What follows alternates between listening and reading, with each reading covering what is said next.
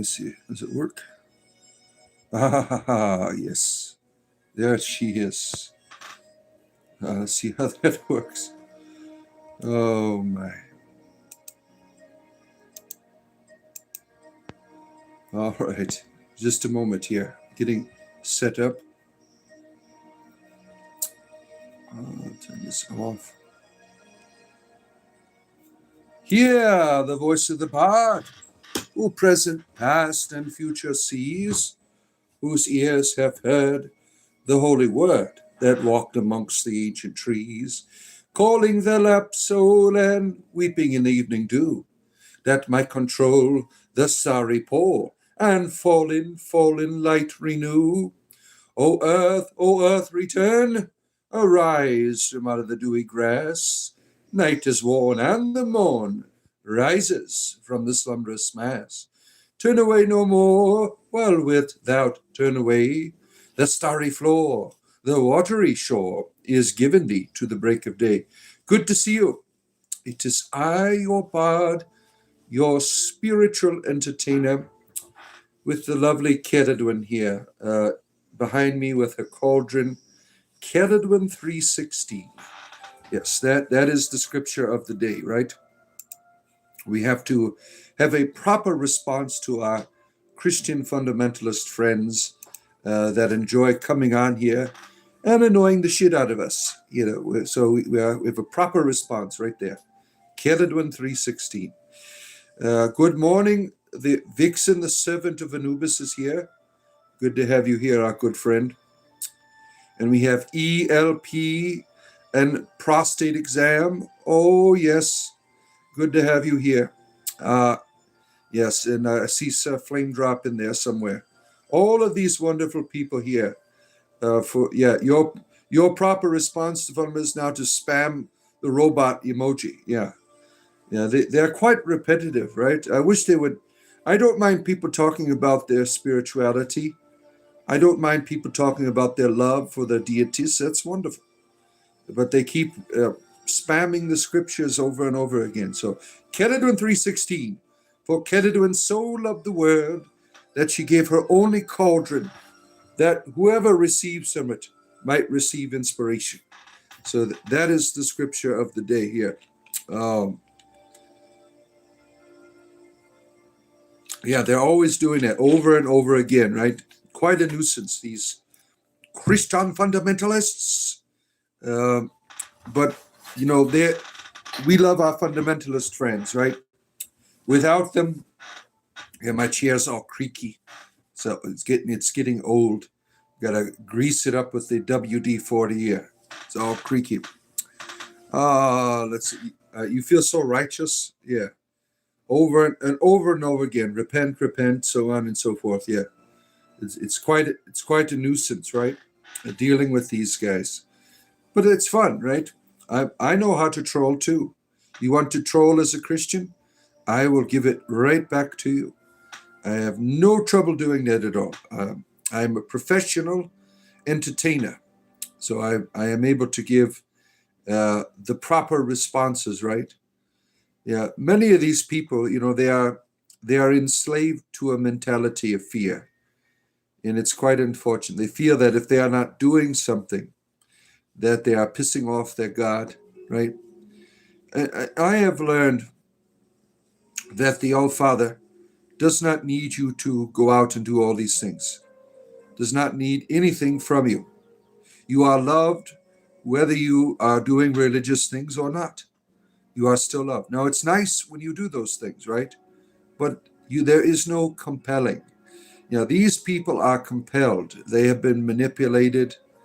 They've been seduced by their evil God, where they must go out and do these things in order to please it. The All-Father does not need people to please it. The All-Father is already pleased. He is pleased with you. Now, you might say, well, I haven't done anything wonderful. Doesn't matter what you have done.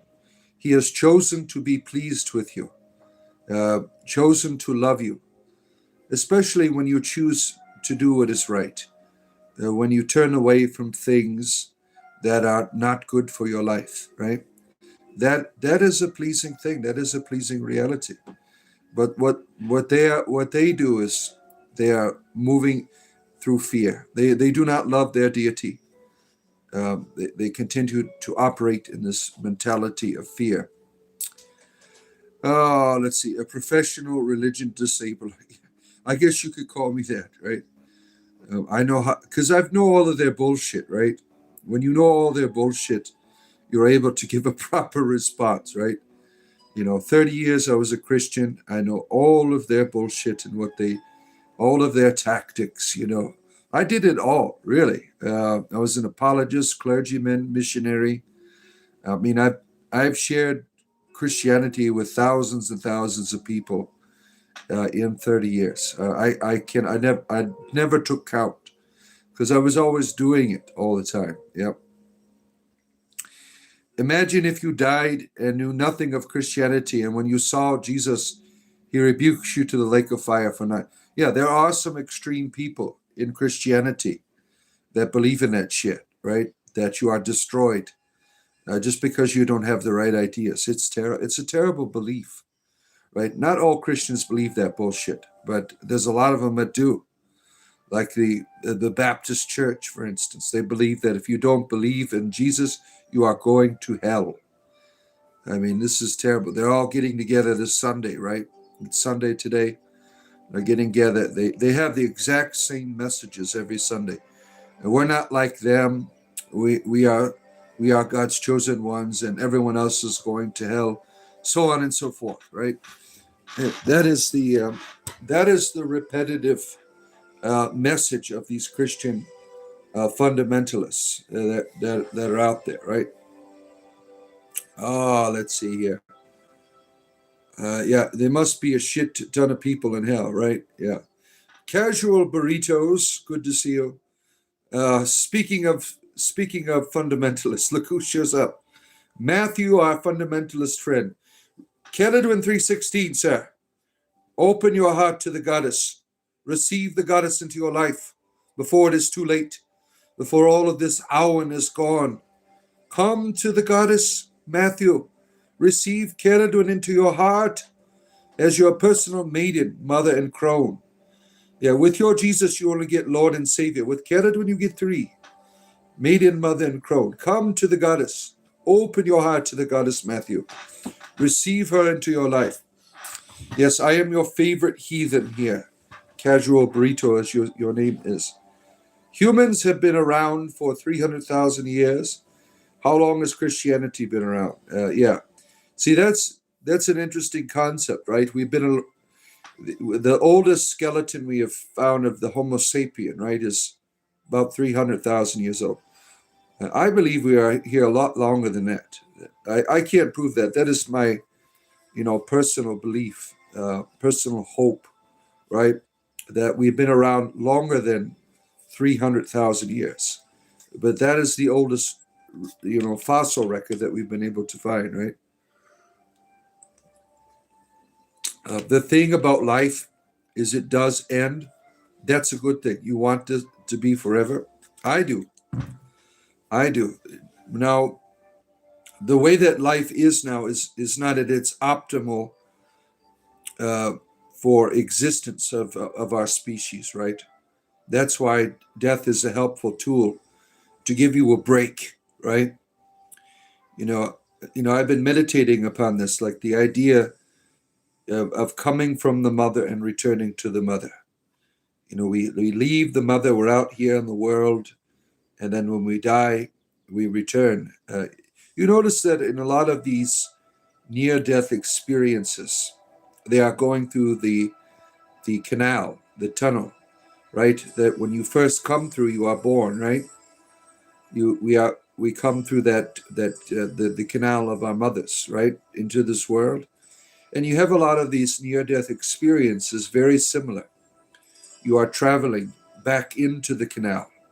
Is how I see it. You are returning back to the mother, and then I see it as an ongoing process where we are making the world better, more sustainable, where life can be lived in a much better way. That's how I understand it. Now, I can't prove that, obviously, but it is my hope that we keep returning, that we keep making it better. Oh, the servant of Anubis, and you are greeting our friend the burrito. The thing about, let's see, praying for your, yeah, keep praying for me, Matthew, that I be. Can you tell me how to be saved?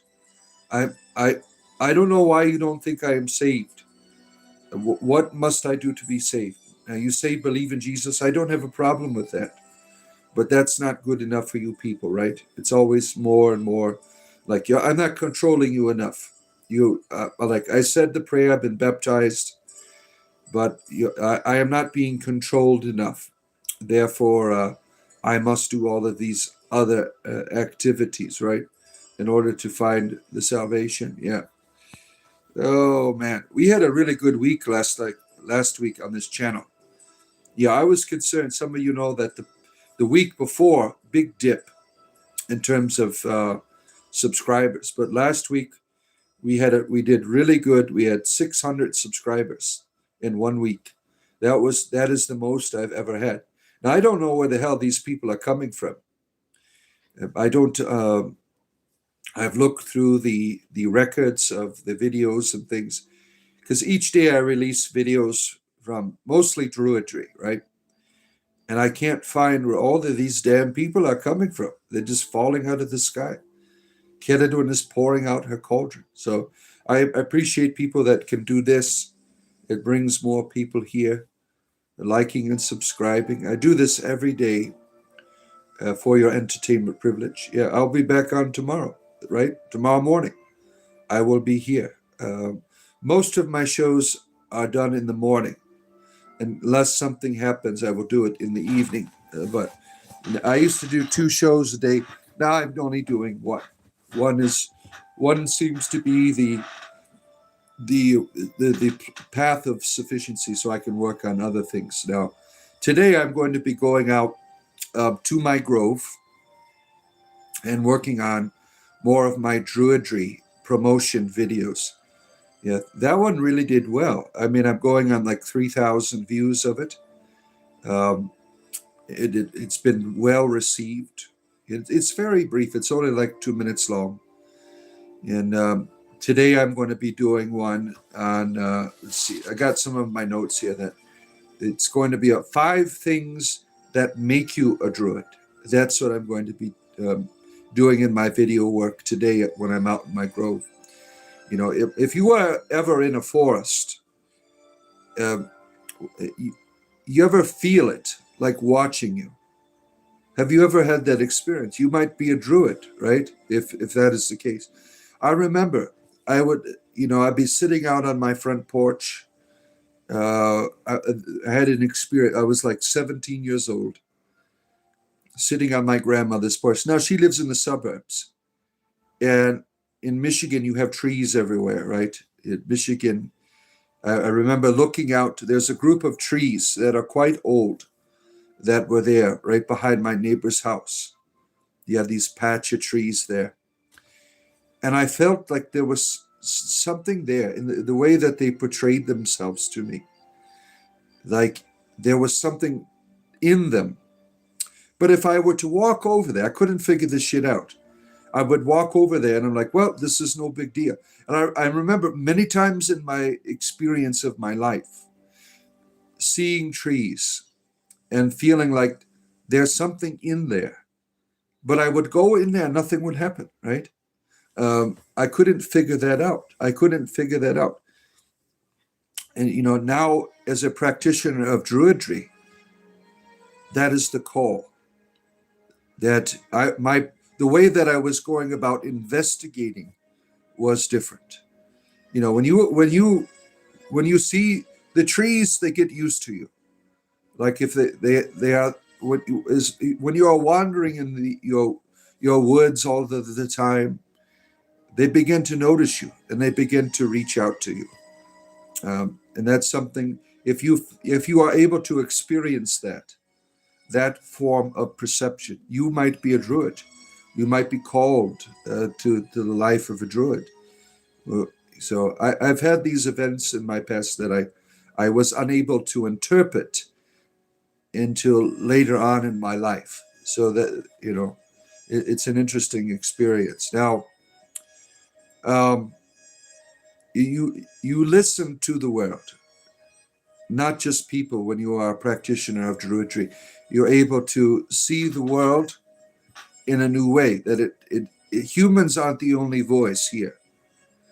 Now, the plant kingdom, the animal kingdom that we know, the insect kingdom, or the fungi kingdom, all of these kingdoms that are in this world, the mineral kingdom, you can keep going on, the kingdom of the element of water, they all have their own voice.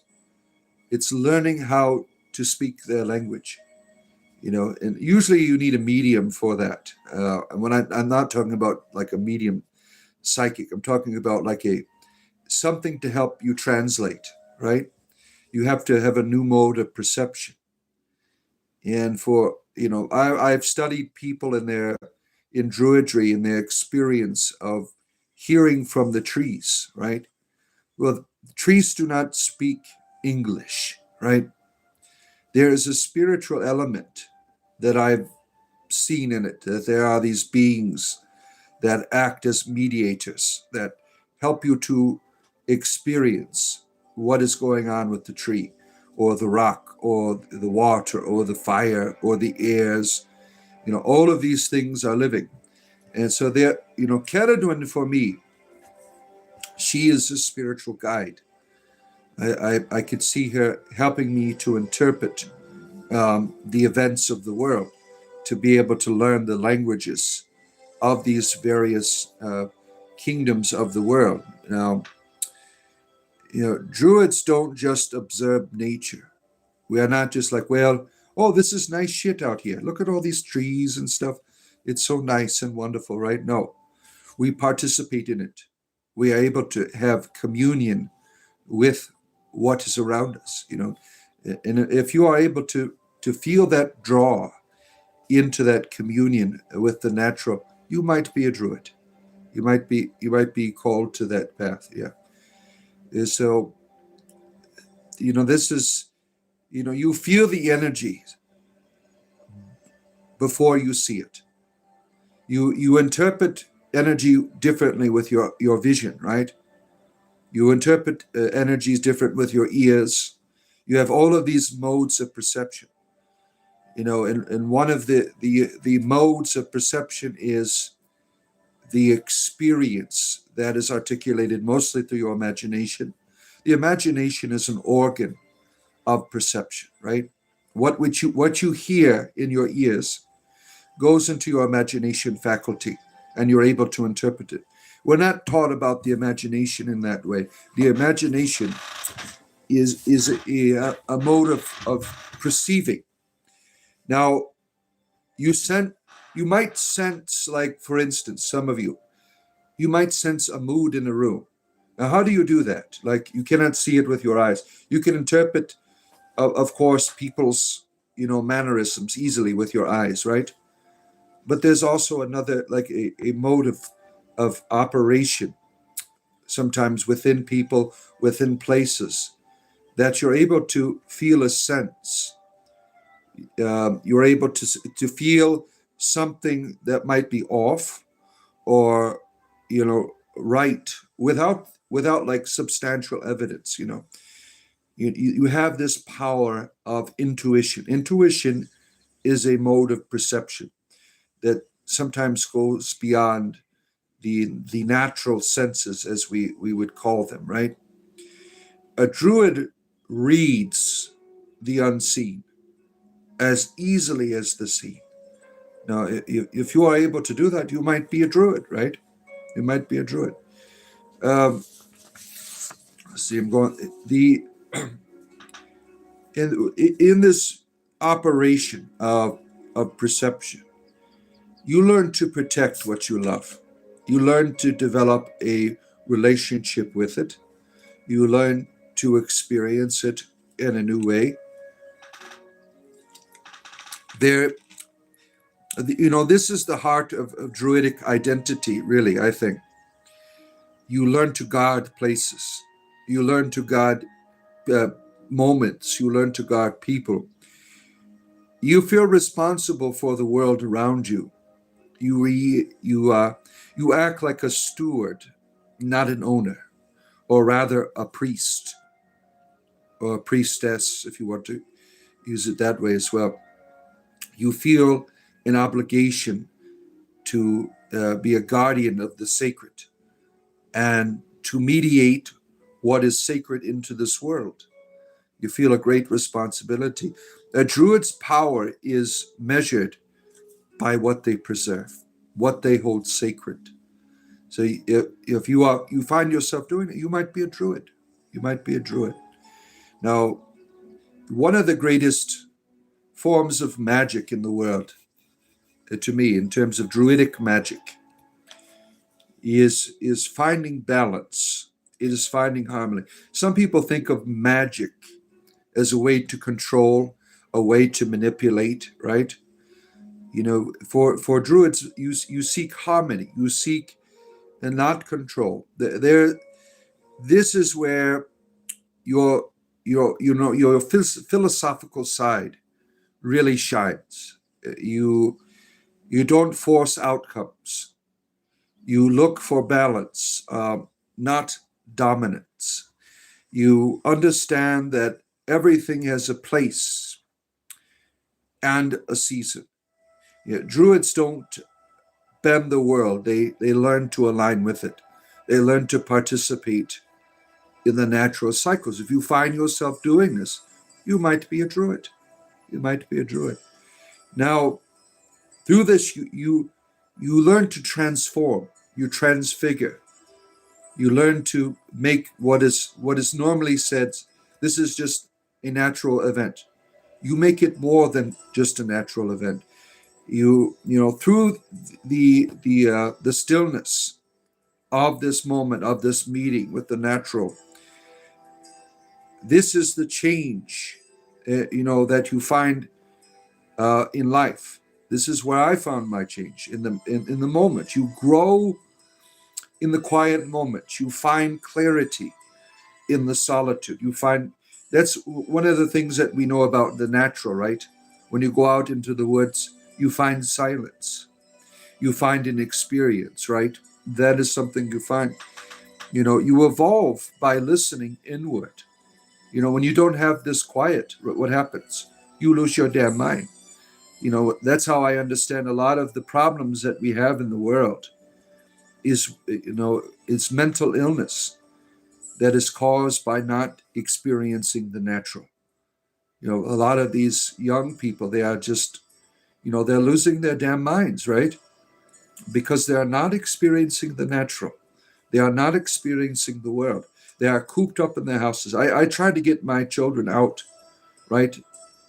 But it's really difficult. I have 8 children, and I've always, at least once a week, I brought them to a park or something. Because the culture of the youth today is one of isolation in a simulated environment. And when you continue in this, it becomes very unhealthy. I know from experience because I lived that life. I've told people in my past, I was a semi-professional video game player. So I would spend 40 hours a week, at least, in my computer room, sitting down, which is not good for my arthritis, obviously, right? I gained a lot of weight, drank a lot of beers, sitting there at the table, and missed out on a lot of life. I am ashamed of, some of the things I've done in the past, learning, when you can, like on Xbox or Steam, you could see how many hours, you've played through the year of your video games. And when it said, 2,000, I'm like, oh shit, that is not good. That's like a few months out of the year, right? I've done an estimation of my life. I'm 49 years old. 5 years of my life, 24-hour day periods, 5 years, has been given to video games. Isn't that something, right? 5 years of my life. That's kind of, there's nothing wrong with video games. I enjoy gaming. Some of you know that I love Dungeons and Dragons and RPGs. I have another channel called Realmscape. If you're interested in, I stream Dungeons and Dragons, art and video games, and I run a game on there weekly as a dungeon. I dress up like as a wizard and everything. If you're interested in D&D, go check it out. It's called Realmscape. It's all one word. Realmscape.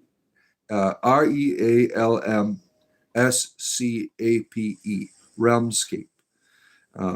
At symbol Realmscape, and go subscribe if you want to see my D&D side. Yeah, I enjoy doing that. That's, for me, it's a great hobby to meet with people, to tell stories. One of the things I learned is I have a wonderful skill of acting. Now, I've never gone professionally. I learned that I was an actor by being a player of D&D, how well I get into the characters. I consider myself a method actor. When I'm, in character, I remain in the character. I have characters in my head that, I communicate with regularly, like Minsk and Boo. Some of you know who that is, right? These beings, my imagination has sustained them in their uniqueness. And I think that there's a beauty of creativity with acting, that I've really found in the art of Dungeons and Dragons, and storytelling as well. People love my games. I have returned back to the game after being away for a few years. When I left the first time, people would be calling me for a whole year. Come back, we will pay you, because they would love the way I tell stories. But anyways, going back to my my content here. These are these 5 things that I've shared about druidry. I'm going to be doing a video about that later, so I wanted to just reflect on those ideas about, you might be a druid, right? I think that every human being is a druid. It is something natural to our inner reality. We find true life by connecting to what is natural, and everything that is natural is in you, right? And when you don't know how to find that within yourself or in the world, you lose your damn mind. And I think that's what's happening in the world today. All right. Let me return back to your wonderful comments. Like and subscribe. We have about 30 people on. If you do this, it helps bring more people here. Because I'll just keep talking. I'll start talking about Caradwin or something. I'm good at talking. I talk for several hours every day, right? To all of you. At one time I was not able to do that. I've shared my story where I suffered from anxiety, and I would be very afraid of people, and because I had all kinds of problems up here. I was afraid, but now look at me. I talk to thousands of people every week. When I was a Christian, I'm not a Christian anymore. I'd get up in front of people all the time, lead retreats, give sermons and homilies, and that was a way of life. I didn't start out that way, right? That took practice, but I think anxiety can be overcome when it is not like ingrained in your chemical reality. Sometimes anxiety is learned, right? Anxiety is learned by the way other people treat you. Like if you've been bullied, I was bullied a lot as a young person. There's a lot of evil in the world that drives people to want to destroy other people. And my life was terrible at one point. I had a psychologist tell me, "Oh, you're always going to be messed up." You basically, in a few, not in that direct way, but she said to me, "You're always going to have a problem with this." And I said, "No, I'm not. I know deities that are going to help me heal." You have to treat. My opinion is when you have anxiety that is very severe, you have to treat it like like Alcoholics Anonymous, because it is an addiction. You rely on it for security. People don't treat anxiety as addiction. I see it as an addiction. Your anxiety, it makes you feel safe. It makes you hide. It offers a false reality to you, and it becomes an addiction. And I really believe if you treat your anxiety they have these 12-step programs, that you can find healing in that. That if you treat it like that, you begin to practice sobriety, right? Anxiety can be overcome by practicing sobriety. And I'm not talking about like alcohol or drugs or anything. I'm talking sobriety in the sense of your way you think of the world. When you are living in anxiety, you are not sober. You have a chemical running through your body, the adrenaline, that puts you in a place where you are hidden, where you feel safe. So anxiety, and when you treat it like an addiction, it can be overcome. And that is what I did. It's very addicting. It makes promises to you, right, that you will be safe. But some of you are struggling from anxiety, and I want to encourage you to treat it like a 12-step program. Even go to a 12-step group, go to a Narcotics Anonymous or an AA meeting, and participate with as this. Do you know that they have a suicidal anonymous essay, suicidal anonymous, because that is an addiction for people. They're always wanting to off themselves, right? There are people who have made suicide into a 12-step program, and it's not as popular as the other 12-step programs, but it has success, and you can be free from anxiety if you learn to deal with it. Reach out to your higher power. Say, I can't do anything with this shit, right? I am stuck, right? I am stuck with this problem of fear, and I can't do anything about it. I need help from a higher power. The higher power, when I started practicing coming out of my anxiety, the higher power was there as a being to encourage me. Wasn't going to do the hard work of taking away my anxiety. That took many years of practice, of saying, you know what, I'm loved by this being. This being is with me. I'm not alone. It's okay to step into the fear. And I continue to step in the fear. And I'm talking about at least 20 years of healing. I still feel the anxiety, but I don't let it control my life, right? It pops up every now and then when I'm really tired, or shit has happened in the life. It'll come and make its scary face. Like, I'm the answer. I could protect you. Let's go deep in yourself and hide from the world, right? I remember when I was a clergyman, after church services, you go into the social hall, and the people there, I would feel it. Like, don't go talk to those people. Stay over here and eat your donut. I would deal with that because I'm afraid of people, because I've been hurt by people, right? Now, you wouldn't think that now, right? It takes practice. You can overcome your anxiety when you know that you're loved, that you have value. You have to practice. And how you do that is you do the opposite of what it wants you to do. You Go talk to the person. And don't be concerned about how you are treated. There's always going to be assholes in the world, right? That'll treat you poorly.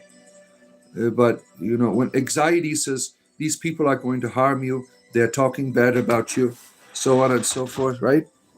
When you begin to practice sobriety, when you learn courage, right? When you're given a reason to be courageous, you can be free. I feel that is very important because some of you struggle with it. You're stuck in the same place.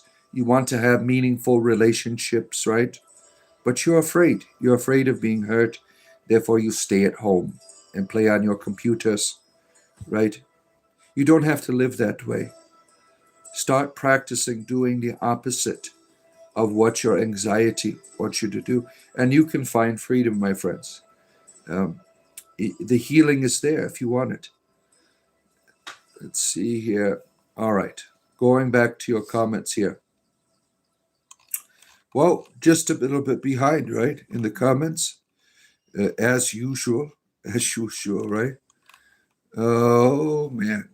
Look at all these wonderful people. I appreciate people that come here and support me every day.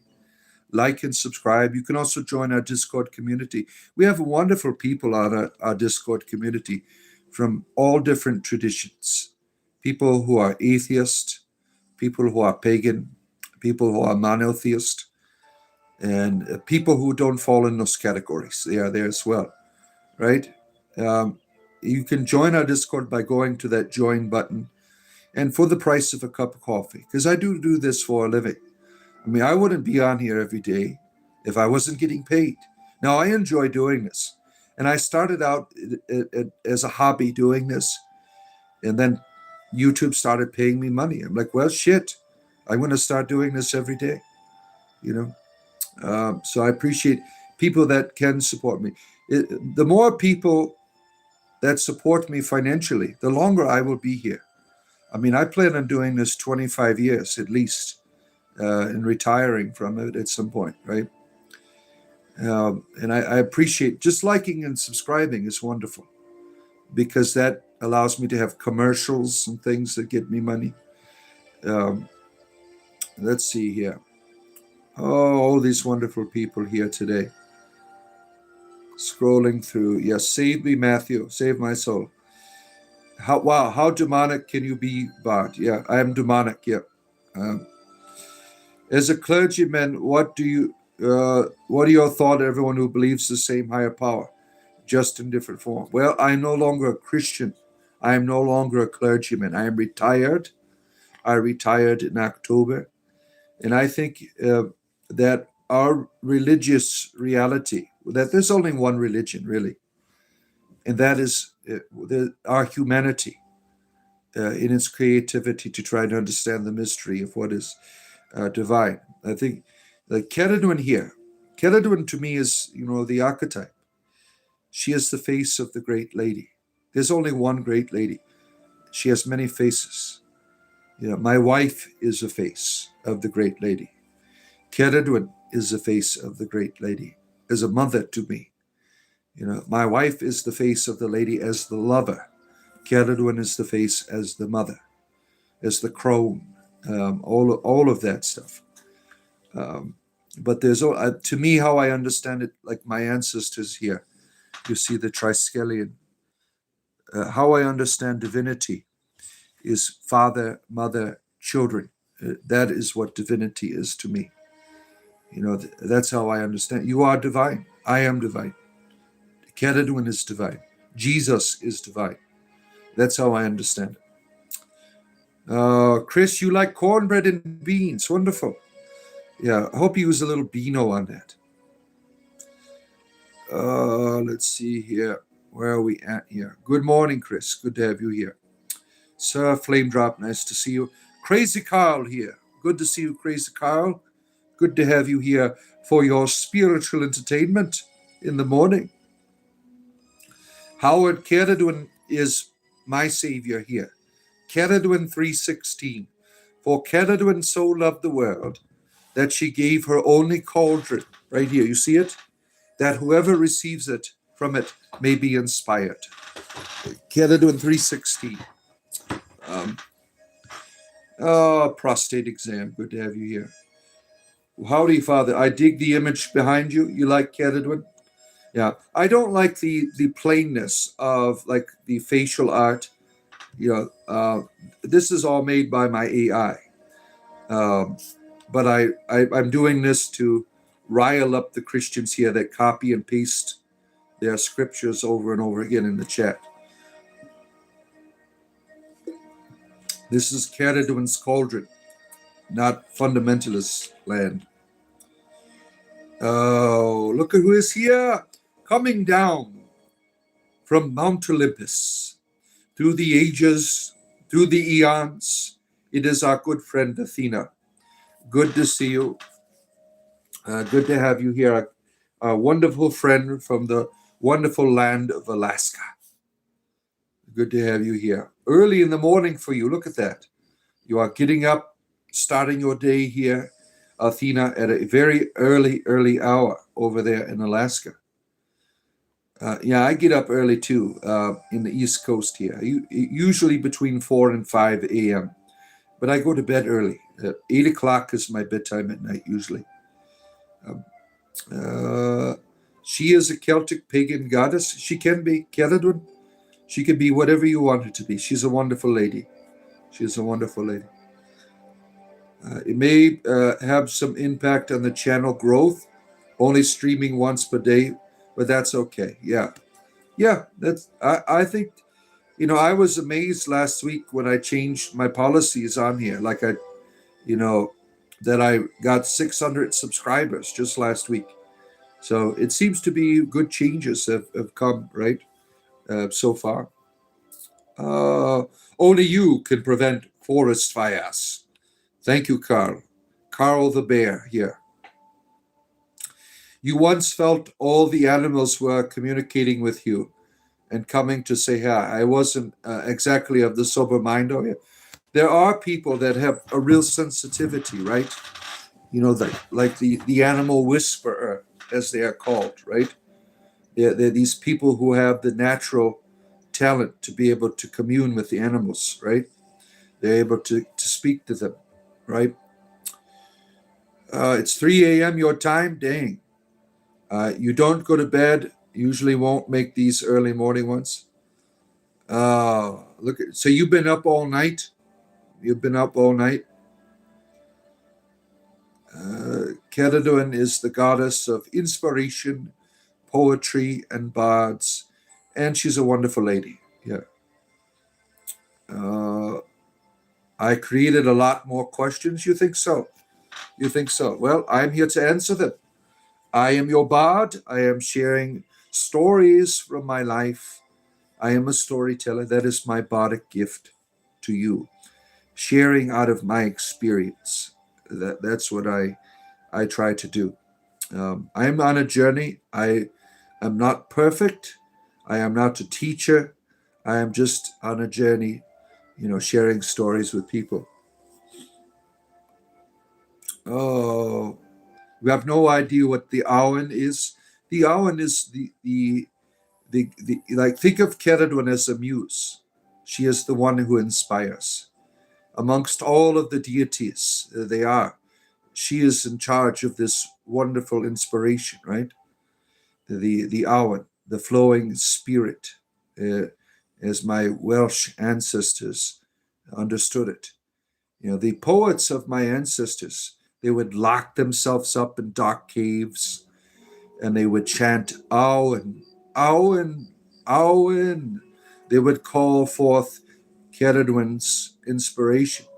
And I like writing poetry. Some of you, I have a playlist called Druidic Poetry that I've been working on. I'm in the, hopefully publishing a book of Druidic poems, meditations from my grove. I am not that good at it. Some of you are much better than I am, obviously, right? I struggle to write. I really do, because I didn't really have a good education. I didn't really learn how to read and write properly until I was like 20 years old. I had a terrible education as a young person. So I'm not very skilled. I can't even write with my hands. I mean, if you saw my handwriting, it's terrible. So I don't have the skills of writing stuff down. I struggle to do it. Like, I'm educated. I've gone through all of the universities and things, and Word Perfect has been a big help. Yeah, I think for me. Um, let's see. Yeah, Potion of Knowledge. Ian Fafia. Good to see you, our good friend. Good to have you. Sounds like the Gnostic texts. You think I sound like a Gnostic text? Well, the Gnostics to me were the ones that preserved the true memories of the original Christian communities. The Gospels, the canonical Gospels as we know them, they were brought forth through editing and manipulation to have an agenda, to control people. That's how I see them. The Gnostics, you don't see much of that. You see only spirituality and how to live it. So I'm a big fan of the Gnostic tradition. The idea that they're heretics is really stupid. They were one of many, many groups of early Christianity, and the one that began to rule and reign, the imperial Christianity. They were able to wipe out all of the other groups. They would torture them, they would burn them alive, people that they didn't agree with their Christianity. Really terrible, right? Really terrible. Truthfully, good to see you. Yes, Celadwin 3:16. For Celadwin so loved the word that she gave her only cauldron, that whoever receives from it might be inspired. Yeah, Celadwin 3:16. I know all of the sacred scriptures of Celadwin. The potion of knowledge. A donkey speaks to you? Good. Are you talking about divination? No, I am not. I love divination, but we could talk about it. What do you want to do? We could talk about it. Yeah, I practice rune reading. Rune reading is a form of divination. All kinds of people practice. A lot of druids I know, they practice the tarot. I don't like the tarot because I'm not intelligent. Having to, I struggle even with the runes. I like have notes of interpretation and flashcards and things. I'm not very good with the memory, with the intellect. But I've found, like, I don't mess around with the runes, right? When I pull it out, that's how I'm going to act. If I say, what do I do today? Should I do this or that? I take out the rune, and that's how it is. I don't mess around with them. I don't play around with the divination. If it says it, that's how I see it. I really use it, and it's very accurate. It is very accurate for me. Let's see. Plants speak to you, or not? The best listener. It takes a bit of opening listening, being open to hear. Yeah. Let's see. Mohammed, do you believe in psychic mediums in past lives? Yeah, certainly. I am open to all kinds of. Now, these are ideas that I'm open to seeing. Certainly. Yeah. Now, I believe in mediums because my wife is one. My wife hears voices of other beings. So certainly, yeah. Let's see here. You think Celadwin 3:16 is from an alternative reality? What do you mean by that? Raining rains witchcraft? No, I don't practice witchcraft. I practice druidry. Witches are our neighbors. Yeah. Oh, man. Romans chapter 1 describes wickedness perfectly. The God of the Bible is wicked to me. He torments people. He tells people to kill children. The God of the Bible is quite wicked. The Awen is the inspiration that helps people to write poetry, songs, musical instruments, so on and so forth. Yeah. Let's see here. Where are we at here? Kathy, what or who are you brainwashing? Just read the Bible. It will guide you perfectly through life. No, it won't. You're the one who is brainwashed. The Bible, it has good things in it, but most of it is bad. The way it has been edited, it makes a God who controls and manipulates you through fear. The Bible is not a good book. It is a bad one. It is a bad one. Matthew is going to be chilled today. I hope so. Gwendolyn is here, the high priestess of the orchard. Good to see you. I said hi. Thank you for being Vixen and Gwendolyn and others. I appreciate you being moderators. It is difficult work, right? We have sometimes people really get wild, So thank you for your hard work. Do you believe KA, as you call yourself, spiritual attack? I've been wanting to do end things out of the blue, and it's unlike me. Yes, I do, certainly. Yeah, we had one yesterday. If you were here at the end of my show yesterday, you could hear my fighting of my children in the background. And it began to escalate. Then everyone was fighting. And what did I do? Did I continue the fight? My wife, in her wisdom, was able to be a mediator to stop all of the violence. It continued to escalate, of arguing and fighting. And at some point, these spiritual attacks that want us to go into the negative and to remain there, you have to see it for what it is and to do the opposite, right? Now, you have feelings wanting to end things out of the blue, wanting to end things like end your life, right? You have to think about that for a moment, right? Now, some people have a chemical problem. Like, I'm not a psychologist, so don't take therapeutic advice from me. I'm just sharing experiences, right?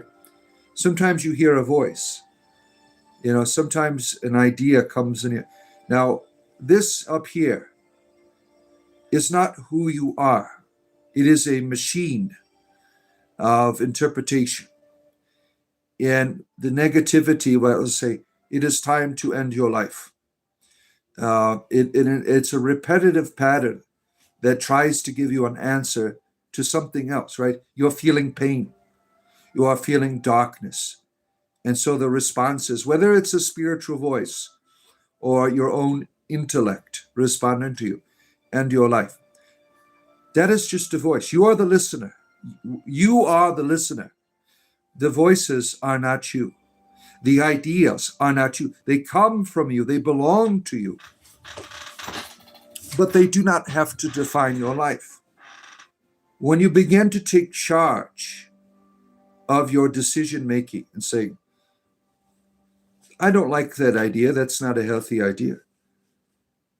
Your mentality begins to reshape itself. See, when you're living in the negative, the darker you think, where you want to end your life, right? You're responsible for that. You're responsible for where you're going because you feed it, right? You feed it. But when you begin to say, no, I'm going to think positive, when you utilize your will, you begin to reshape your chemical structure of the way you think. And that voice might still be there, right? If it's an entity, right, it'll keep repeating itself. And you'll learn to deal with it where it won't bother you as much anymore. This is something to practice, right? Because sometimes it's easy to want to give into it because it's torments you, right? The voice, the feelings, it's tormenting you. But the fact of that reality is you take all of that shit with you when you die, right? Now, if you don't believe in an afterlife, you think that that is the solution. What, becoming worm food is the solution to all of your pain? No, it is not. You only get one shot at this, and I really believe you take, in terms of the next life, you take all of that trauma with you. So deal with it now. Learn to heal yourself, right? Now, some people, they go to a psychiatrist and they get the medicine, right? Well, sometimes the medicine is just a Band-Aid. Then you find yourself taking more and more and more medicine in order to deal with this, what's going on up here. The medicine doesn't do shit. It is, you must do the shit. You must go to your therapist and begin to work on positivity, positive thinking, reorient. This is not a fixed position, right? Do you think the same way you did when you were 2 years old? No, you do not, right? You learn to develop patterns of thinking over your life. You can reorient the way what's going on up here if you put the effort in. And it is difficult. It's easy to give in to the negative. It is a work that you must do to reorient your life to the positive. And, this is how many people have overcome this desire to end all things, right? Because they have done the hard work of wanting to live. One of the great philosophical people for me in that department is Albert Camus. He believed in what is called the absurd philosophy, which is, he said, to rebel against this desire that is negative. Now, there might not be any explanation to the world, but you have to be the one that gives it an explanation. Screw it. I'm going to have meaning in my life. I'm going to fight for my life. I'm going to begin to think differently about my life. You have to do that hard work. It's easy to do nothing. It's easy to give in and to cave in and say, I don't know why I feel this way. Oh, where. You're choosing to feel that way. You have many reasons to live. You have many reasons to thrive. You have people that care about you out there. Maybe not in your immediate surroundings, but there's someone that cares about you. And there's someone out there that needs your love. They need you in their life. You have many reasons to fight. You think that it's not worth fighting for because you're just going to feel the same way. That is a lie. When you learn to practice positivity, you become positive. The lie of you'll never be well, the lie of you'll never be okay, the lie of always things will be bad, it is a lie. It is a lie, and you're choosing to believe it, right? So certainly I believe in the spiritual. You started live debates, and the brainless one is your mod on your channel. Yeah, I don't do debates. Good for you. Good for you. I think debates are silly. I really do. These live debates about religion and politics, I mean, most of it's bullshit to me. But you do what you want, right? You like debating. I think it is childish. That's my opinion. Is Celadon a witch? She is sometimes referred to as a white witch. But my ancestors, witchcraft is an invention of Christians. All of my ancestors in Wales, they practiced magic. There was no witch. Witch comes from Christianity. They are the ones that started calling people witches. Now, modern witchcraft has reinterpreted this as a badge of honor. But Celadon, the Welsh people, the Celts, all of the Celts, they all practiced magic. There was no witch. There was some obviously more good at it than others, right? Like the druids. But Celadon is now known as a white witch. But in her mythology, in her history of the Welsh people, there was no witch. That is an invention of Christians. But it's okay. I know a lot of Wiccans, they love Celadon, right? They call her the white witch. That's fine.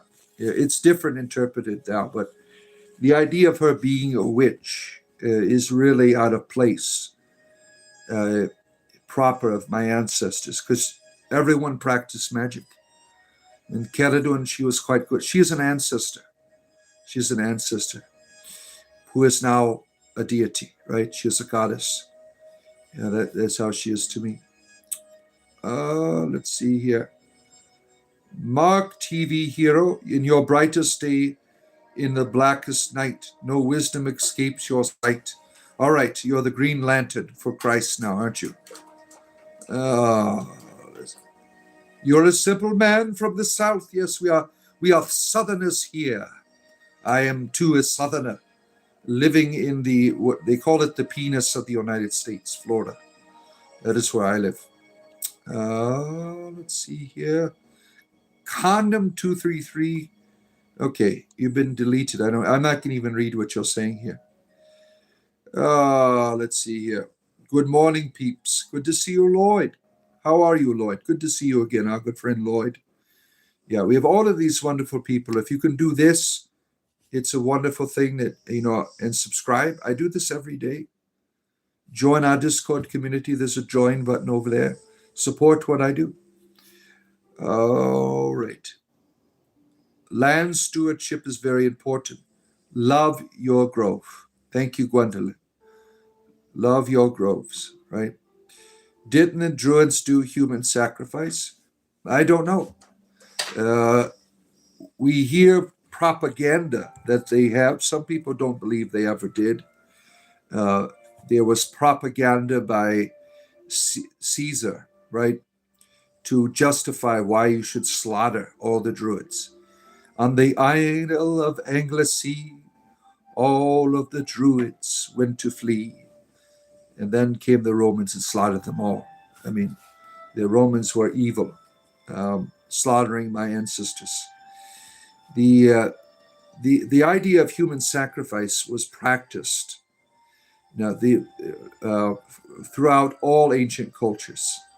You even have it in the Jewish people doing it in the Bible, for instance. But Druidry, as when you look it up in a dictionary or the encyclopedia or use ChatGPT, it makes it seem like it's all the same. The same thing when you look up what is Celtic. It makes it seem like it's all the same. And it was very diverse. And it's where, you could probably make a good case that there were druids that killed people. I mean, but a lot of the things our ancestors did, they weren't right?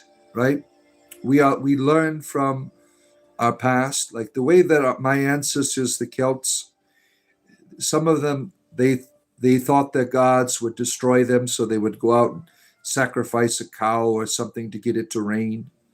That's inappropriate, right? We have learned from the mistakes of our ancestors. Unless you're Christian, your God needs to be appeased still, right? You need a blood sacrifice of your Savior. That's very pagan to me. But,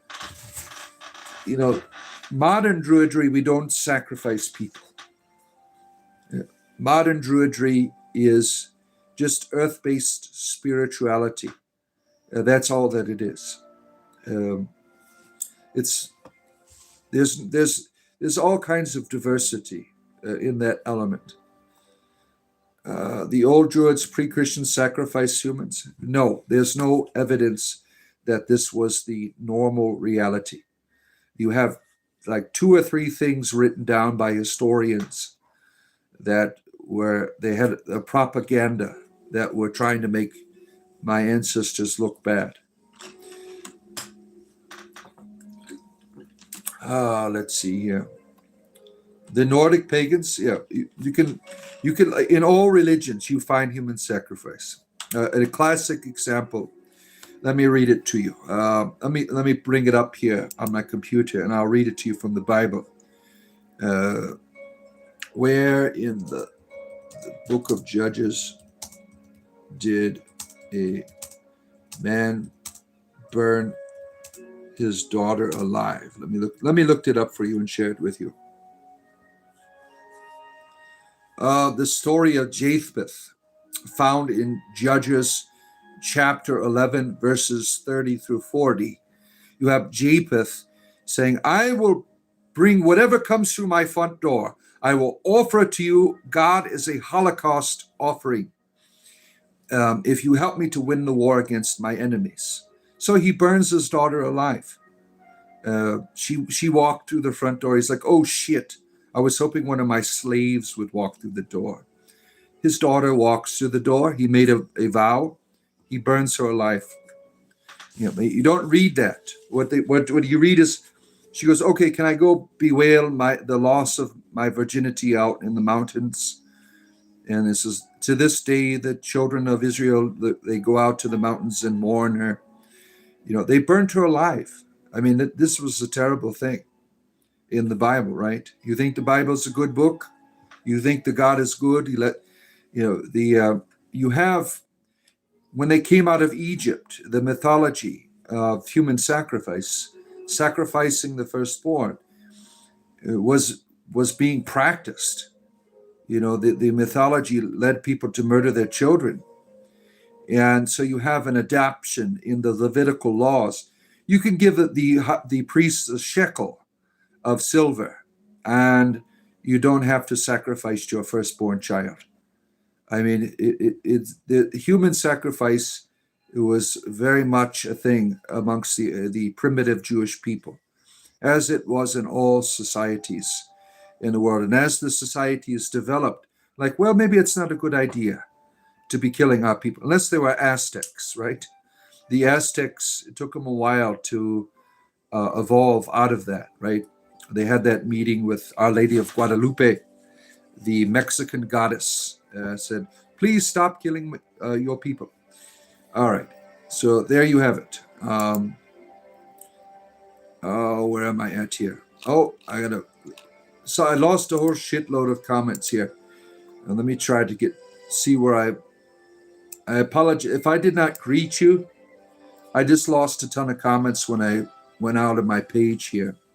So if I did not greet you, I apologize. If you had a question or comment that I did not get to, I apologize, because I just lost 1,000 comments just by going over, losing my page here. Let's see here. Iceland is here. Our good friend Iceland is good to see you. Good to have you here. And Ilitzi is here. Good to see you. Let's see, where are we at here? And Crazy Jeremiah is here with all of his quatrains is here. Good to see you. Mr. Seven Wizard. Jesus, Keredwin loves you. Keredwin 3:16. For Keredwin so loved the world that she gave her only cauldron, that whoever receives from it might be inspired. There you are. Keredwin 3:16. And I see my good friend Inquisitor Bacon is here, making sure everything is not kosher. Good to have you here, my good friend Inquisitor Bacon. Good to see you. All right. Oaken Hill Hermit, nice to see you. Yeah, why be a master debater when you can be a cunning linguist? Yeah. Yeah, I think a lot of these YouTube debates are very childish. These Christian apologists, these Muslim apologists, they have no real spiritual reality. The idea that you're going to debate your ideas, your ideas have no power to begin with, right? The idea that you must force these ideas in conversation tells me that you are powerless spiritually to bring change in the life of other people. Therefore, you must convince through argumentation. Spiritual truth does not need debate. People see it and they want it for themselves. If you feel the need to debate your spiritual truth, you are not living it. It is not a reality in your life. If you must go around debating, you are living a false reality in your life.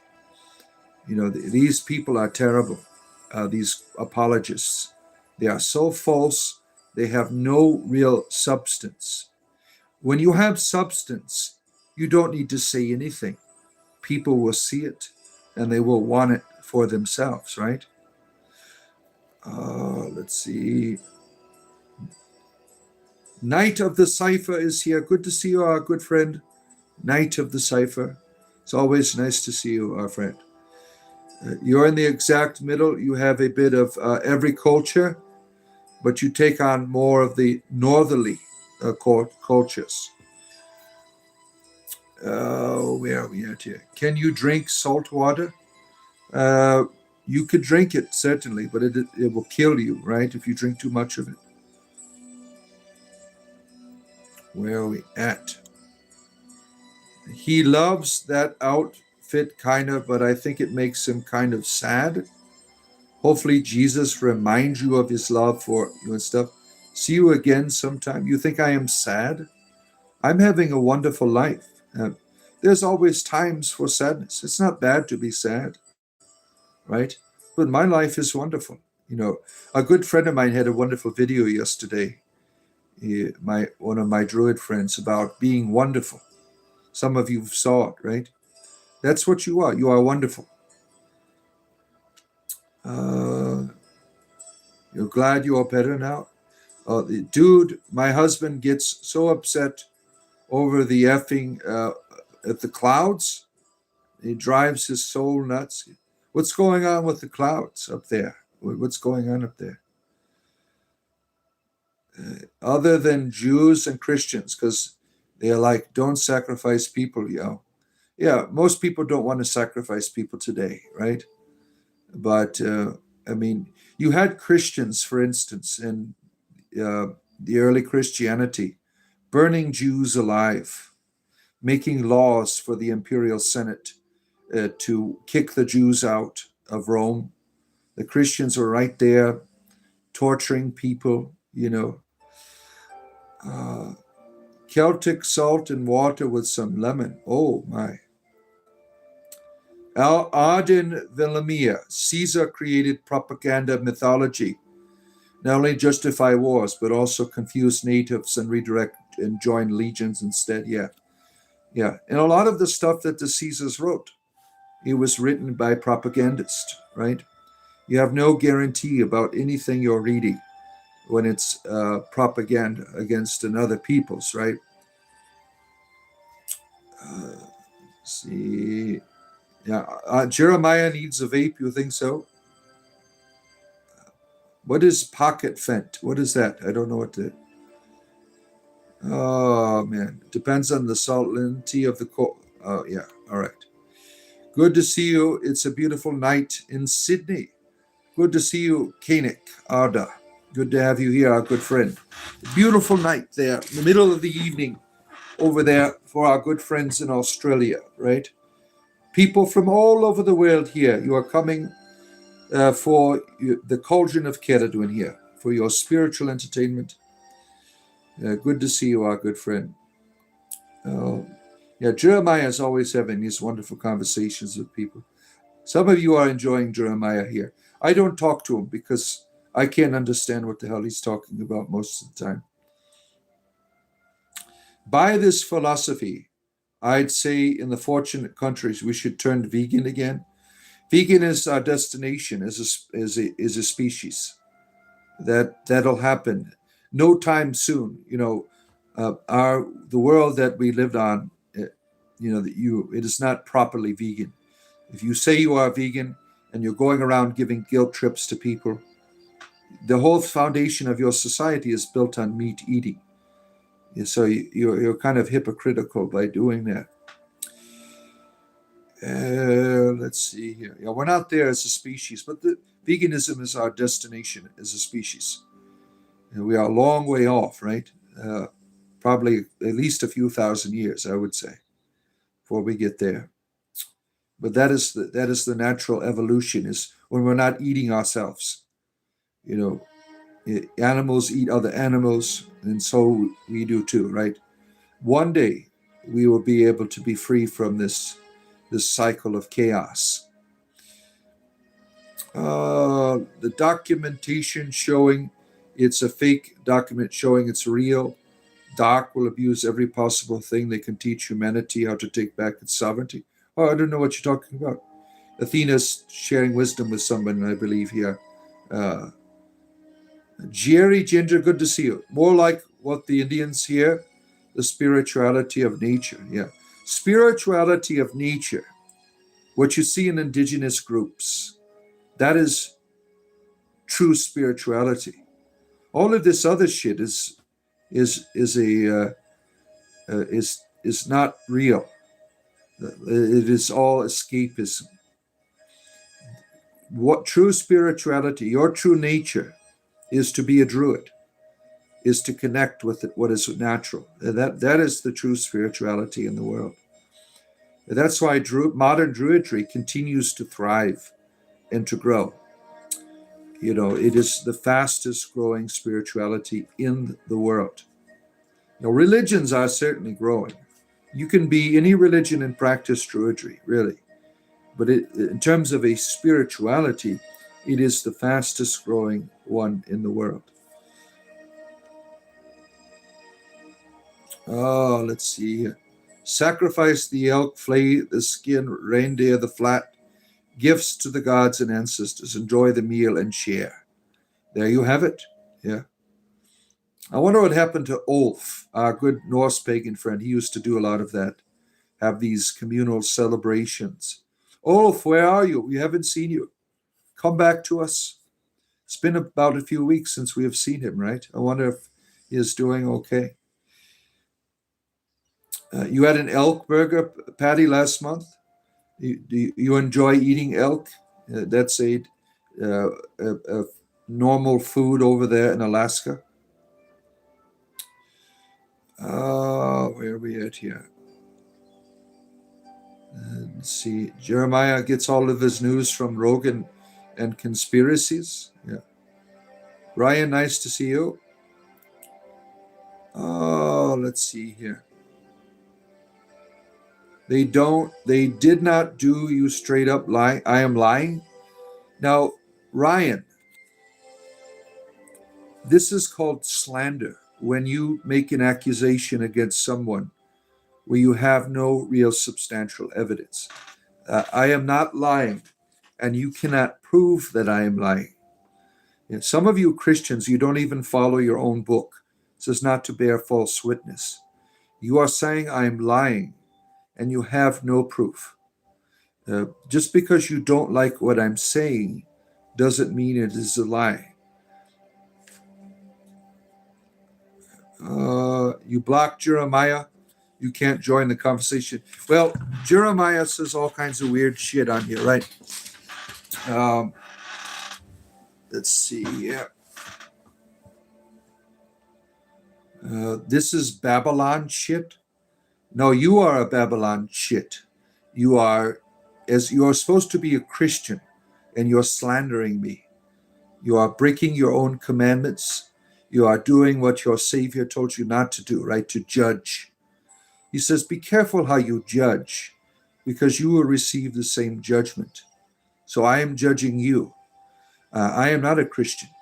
And your words reveal to me that you have no real substance in terms of spirituality, because you are threatened here by what I am saying. You are calling me a liar. That tells me a lot about your spirituality. Usually people that are content with their experience of spirituality, they don't go around calling everyone liars and whining and bitching about their religion. It's quite unfortunate, your experience. Michael, what is the need of someone who does not need an animal for sustenance to consume their body, blood, and bodily fluids? What is the need for someone? I don't. We need that energy. This is the cycle of the universe that you live on is built on receiving energy sources, sometimes at the cost of the life of the other. This is a fact of the world that we live in, our ecosystem that we live in. One day we will learn not to do that, and animals will learn not to eat each other as well. When we evolve, there will be different sources of energy that we'll learn to process more properly in the future. But for vegan people to go around laying guilt trips by everyone while their very homes are powered by people who eat meat, We have a whole society based on the eating of meat. You can't escape it. What you can do as a vegan person is to show people that this is the future and encourage people to see that. Guilt doesn't change anyone. And it's really sad. Some of you vegans your whole life is wrapped up in guilt. It's all you do is make people feel bad about what they're doing. That shit doesn't work with me. I think veganism is a wonderful spiritual reality that we're headed to as a species. And it's good to practice it now. But to honestly practice it is realizing that you can't escape the fact that what you're doing, how you're living, is built on the consumption of meat products. There's no way to escape that. The very beams in your house came because someone was powered through the eating of meat. The very society that you live in, everything is built on this form of consumption, which hopefully we will change in the future, but we are not there yet. It's kind of like the electric car, right? The electric car is supposed to be an answer to our problems with fuel consumption, with fossil fuels. It is a step in the right direction, but the unfortunate reality of the people who promote electrical cars is that we're using twice as much fossil fuels just to power that damn thing, right? So that is we should always be seeking sufficiency, but we're not there yet, right? You can't escape the fact that we use things in our society that aren't the best, right? Moving forward, we're getting better, and like with environmentalism, right? The environmentalist likes to whine and bitch about everything. That doesn't help the world. Showing the spiritual nature of the world, like what druids do, spiritualizing the natural, because that's what it is, it's spiritual. Revealing that, it helps people to see the world differently. And I don't use, for instance, Roundup anymore on my weeds. I find other ways to deal with my weeds, right? Because I recognize that is destroying the world. I'm working my way in my life. I still use these damn things, right? This isn't good. People who recycle plastics, that is bullshit. You don't recycle plastic. You can't.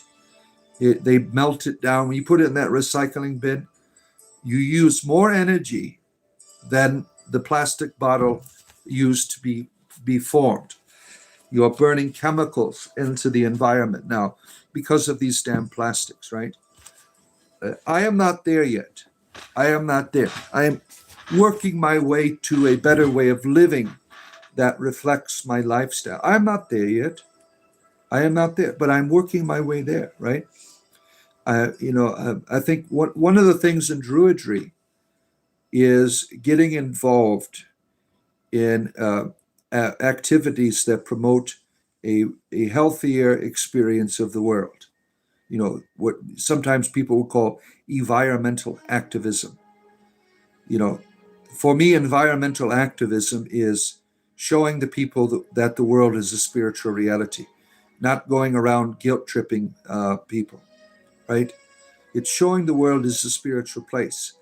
That when you realize that your garden, that your farm is a way to connect with divinity, that what you plant in the ground is a way to connect to what is sacred there.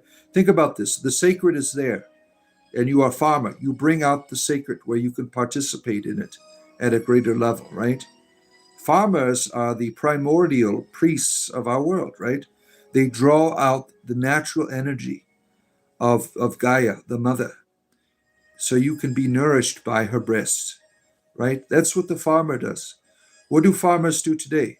They reap and pillage the land for profit. Not all farmers. Some of you are good farmers, right? You don't do that shit. You don't pour chemicals into your land over and over again so you can get more and more and more and more and destroy the world. You know, when you're destroying the world, there's going to be nothing left. You know, this is the sad reality that we're living in terms of our farms today, right? These people are raping and pillaging the land. Not all farmers do that. You know, my great grandfather, he was a farmer. He didn't rape and pillage his land, right?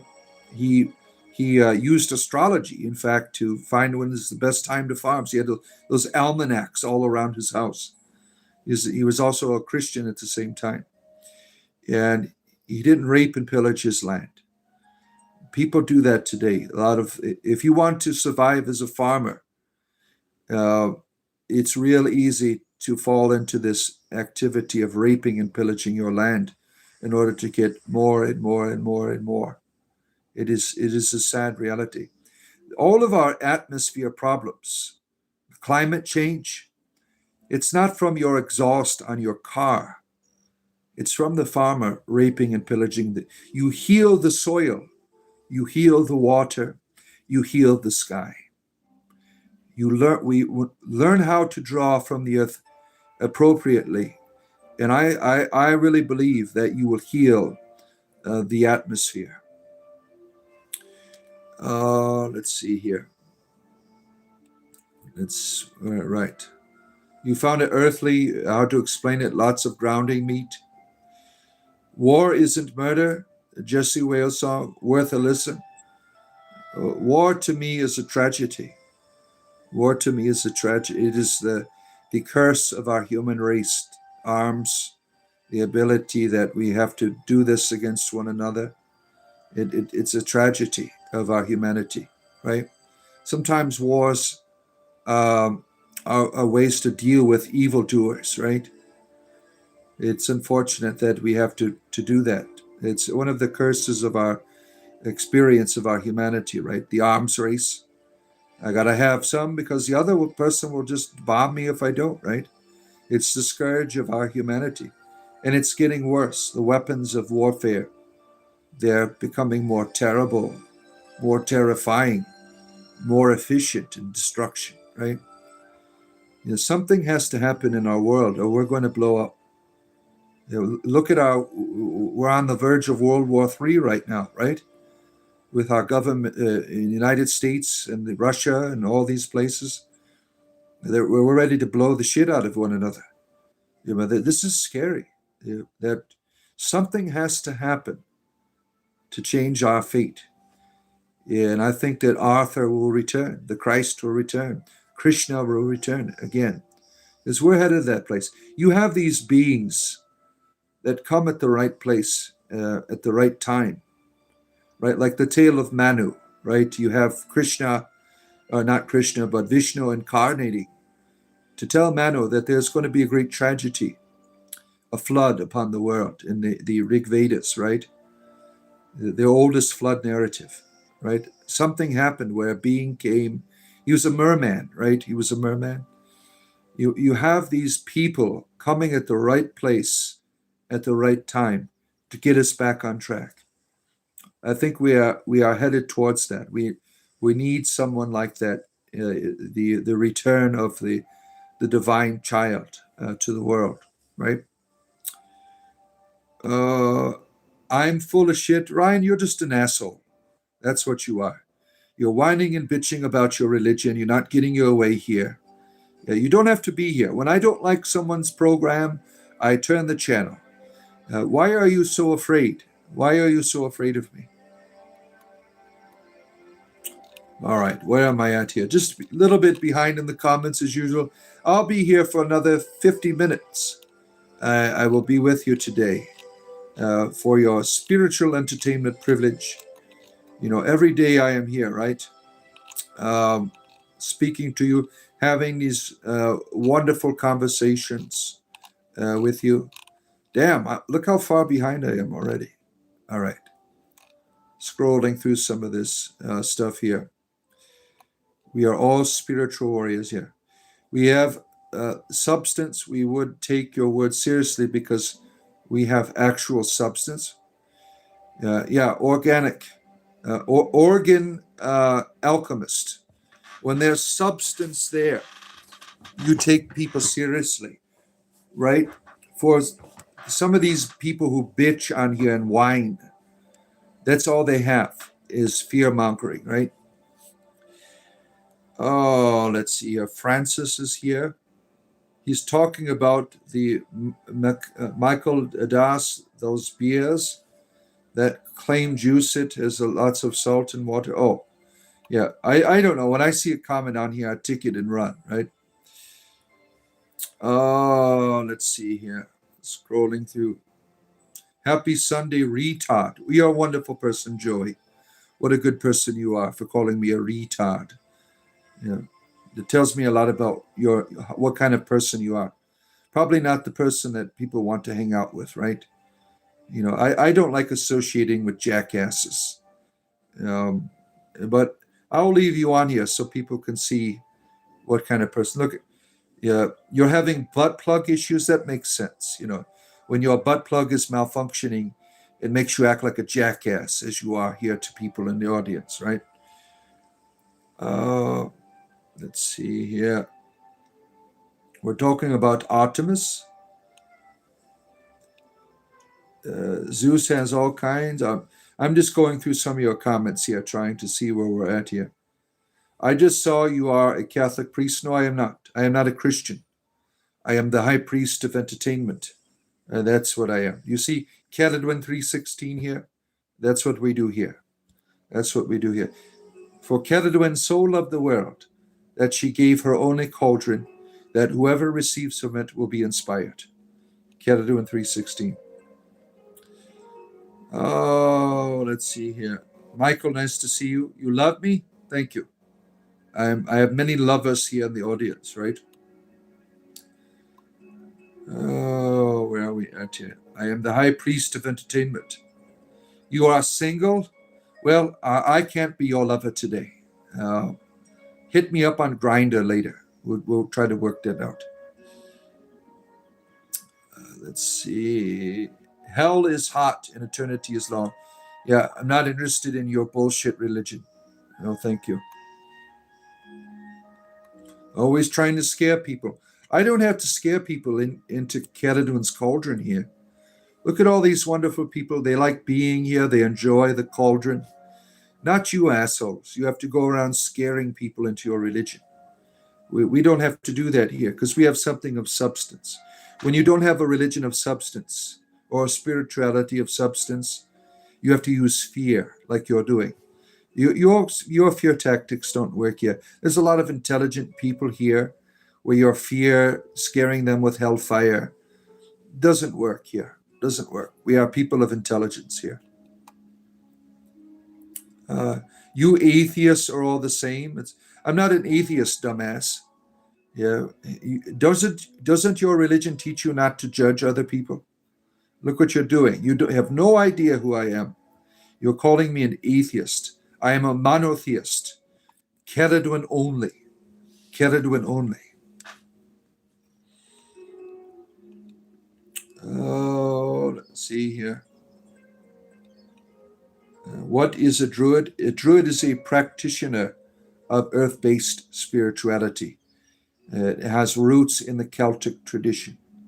That's where the modern druidry continues where the ancestors have left off, right?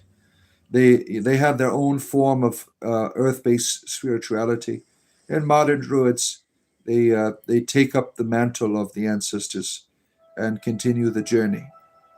They continue the conversation.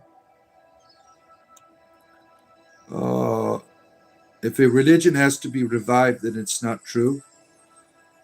Oh, well, if it has to be revived, what standards of truth do you use to determine what is religion to begin with? So I'd like to know that. What makes you come to that conclusion? Sometimes religious ideas need a revival, right? You have, like in Christianity, all of these revivals and returns to the origins. You have that Islam as well, Buddhism. Sometimes people go astray, in their presentation of the context, right? So the idea of a revive religion is commonplace. It is commonplace in all practices, right? In the modern revival of Druidry, Druidry is not a religion. It is a spirituality where you can be any religion and practice it, certainly. You like moose chilies? Wonderful. Stephanie, nice to see you. Hope you are doing well. Good to see you, our good friend Stephanie. Good to have you here. Oh, where are we at here? Oh, let's see here. The truth doesn't feel the need to defend itself. Then why are you doing it? Why are you bitching and whining about your truth if it doesn't need to be defended, right? I'm not defending anything here. You are. You're the one whining and bitching about your religion. 100% period, no evidence. Man is a positive vibration and positive energy. And I just saw him now. What are you talking about? Period, no evidence. Do you have any evidence that man is a positive vibration? What evidence do you bring to the table for that? Right? The idea of demanding of evidence, is always subjective to the person, right? Right? The idea of an objective religious truth is always subjective. All scientific theories are based in the subjective, right? How we understand the cosmos in terms of our sciences today is much different than we understood it 100 years ago, right? I like listening to modern cosmologists, and I really jive with the idea that the universe has always been here. That really gets the Christians all riled up, right? When you have cosmologists saying, "Oh, energy and matter has always been here. Sorry, there's no creator. It's always been here," right? Doesn't jive with your theology, does it? That science can prove, as a theory, certainly, that the energy has always been here. That there is no "let there be light." That is a mythology. All ancient people wanted to describe how things came to be. But science has been able to tell us all things have always been here. There's always been energy. It's always been here. You like the idea of encouraging people to limit their meat consumption to a couple times a week. Yeah, that's what I practice. Yeah, and I try not to eat red meat. It is chicken. I think that's important. I've never eating meat daily is something I've never practiced. I mostly if pastas or ramen noodles really, or peanut butter sandwiches really, because we have I have 8 children and sometimes we're on food stamps. Let's see here. You're a false teacher. I'm not a teacher, asshole. I am an entertainer, is what I am. You're threatened by me. Look at you. You're scared. Oh, he is telling people nice things that make my religion look bad, because your religion is bad. Christianity as an institution is not good. Now, there's certainly a lot of good Christians out there, but look at how your institution makes you act, like a raving lunatic. You have to go on my channel and, "Oh, please don't listen to him. He is a false prophet. Where I pooping my pants. Uh-oh, stinky poop, in my pants." Yeah, you are afraid, right? Don't let him rage bait you. Where is the rage baiting here? I'm having a conversation about druidry with people. Why is that rage baiting? A lot of crybabies on here. You don't get your way, you start calling names and whining and bitching. "Oh, he's a rage baiter. Where?" Oh man, I am just what I am. That's what I am. Healthy dialogue. Yeah, that's important. Oh, where are we at here? Scrolling here. The church lied and told you they had a monopoly on structured collars. Yeah. Another whiner in here, right? Absolutes cannot be revived. They simply are. How you perceive an absolute is always subjective. Like the law of gravity, right? We know only so much about, the Newtonian laws, right, about gravity. There's probably a whole different layer of science behind it that we are unaware of that will eventually help us redefine Newtonian physics, right? So, how we understand the world is always subjectively. Whatever we say, there's an absolute. Like the sky is blue, that is an absolute in our human experience. The sky is not blue. It's how we're interpreting it with our brain that makes it blue. There is no blue sky. That is a subjective reality of interpretation, right? Yeah, things that we see, we interpret them with our faculty of imagination. All of these energies and things, like my desk here. My desk here feels solid to me, right? It's not solid. It's moving very, very fast, right? It is energy that is manifesting as a material substance, right? You keep going down. It is moving all of the time, right? So how we understand reality is subjectively, right? Uh, there is no guilt in it other than the guilt you feel yourself. Yeah, right. Let's see, where am I at here? Humans have learned sciences differently in different ages. At Atlantis time, the technology worked with the human mind a lot more than it does now. Yeah, the tech, we could make, certainly you could look into the mythology of like the Hindu people and see that there was something going on there that we have lost touch of. And that's how I interpret the technology of the ancestors was one that was internal. It was an internal dialogue with the natural that we have lost. And our modern technology is an external technology that allows us to do great things. But I think the ancestors, they had access to things that were natural to nature, like the idea of the golem, for instance, stuff like that. Um, where are we at? You know of Atlantis? Athena does, yeah. Do you, Jeremiah? Are you from Atlantis? You eat meat, it helps your seizures and cancer, gluttony, and then processed trash is the problem. Yeah, processed food is killing us. We're eating shit and dying. Yeah, all of our health problems is from processed food. Like if you and the way we eat, is affecting the way that our children, like autism in the United States, North America is the highest in the world. You go over to Australia, they don't have autistic people like we do here. Like all of my neighbors have, I have two children that are autistic. My neighbors down the street, everyone has autistic children. My friends, there's something because of what we're eating that is changing the way we pass on our genetic structure. Yeah, we need to learn to heal that.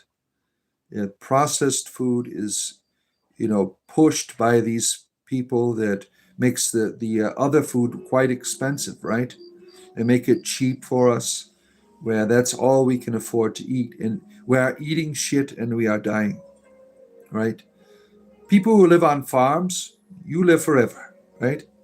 You don't have all of these health. Go to the Amish community. Where's all of their heart disease? Where is it at? Where is it? Right? When you live in communion with the land, you live better. And it is my hope one day to be able to afford to do that, because the way that these masters of our world, they're making it impossible to live. They make you dependent on the shit that they want to feed you, right? These archons. They're making it more and more expensive to live, right? We're struggling to live, right? It is hard to live. These people who are in charge, they're trying to make it more expensive for you to live so they can control you, right? Look what they have done with marijuana, right? It's making its way back into the world again slowly. But I use marijuana to help deal with my arthritis in the evening, and the government's making me want to go get a marijuana card now. I can't buy gummies anymore. That's going to happen in November, right? I'm stocking up. I'm going to have a year's supply when that happens. I don't want to get a marijuana card. I want just to buy my gummies, my Delta 9, and enjoy that. But there's an agenda there, right? Let's see. Share Bear, I pray that if you don't know Jesus, you invite him out and turn from your sin. Sin is bullshit here. There's no sin. Brian, good to see our Celtic chieftain. Hope you have been doing well. He is like one of the only ones left that were originally here in the beginning of my program. Last year I started, and Brian, our Celtic chieftain, he has watched me grow up into a proper heathen, and he has helped. He has helped me on that journey. We were both churchgoers, Brian and I here, and he realized that Yahweh was not good, and he was involved in probably would have been a Anglican priest at some point, right? But the association with Yahweh and Jesus drove him out, right? And drove me out as well. I'm no longer a member of the church. Yahweh is an evil entity. And Brian here knows it all too well, our Celtic chieftain. Let's see. Do you believe in reptilian humanoids? Why not? Yeah, I watched the Slee Stacks in the Land of the Lost. Yeah. Let's see here. Druidism is a primordial shamanic religion. I would agree it's not an absolute truth because it's I need great insight towards humans. Now, how do you know that? That it is a primordial shaman. That is an interpretation that someone gave you, right? Druidry has all kinds of diversity in its presentation, in its history. Vegans can't even form good debate shows. When they plant juice for them, all they can do is taunt. Not all vegans are the same. Most that you meet, like on the internet, are assholes. But not all vegans are the same. Some are very sincere in the life that they live. They don't make you feel guilty for not doing it the way that they are doing. So not all vegans are the same. Wendy's gives you the toots. Oh shit, yeah. I don't eat a lot of fast food, but the Wendy's chicken sandwich I think is the best kind. And if I ever eat a fast food, I will go to get a chicken sandwich at Wendy's. Oh man, you were raised 11 children without a vehicle and make upwards to $500 a day. Damn, give me some money.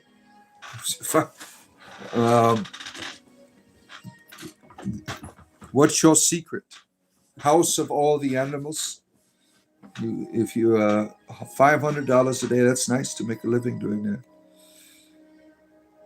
You are being honest about batteries. Oh man. Let's see here. Roundup is horrible. Yeah, it destroys our world. You people are burning your weeds out of your lawn with Roundup. You are destroying the water we drink. Stop it. Stop using Roundup. They're just weeds. Pull them out. Whack them with your weed whacker.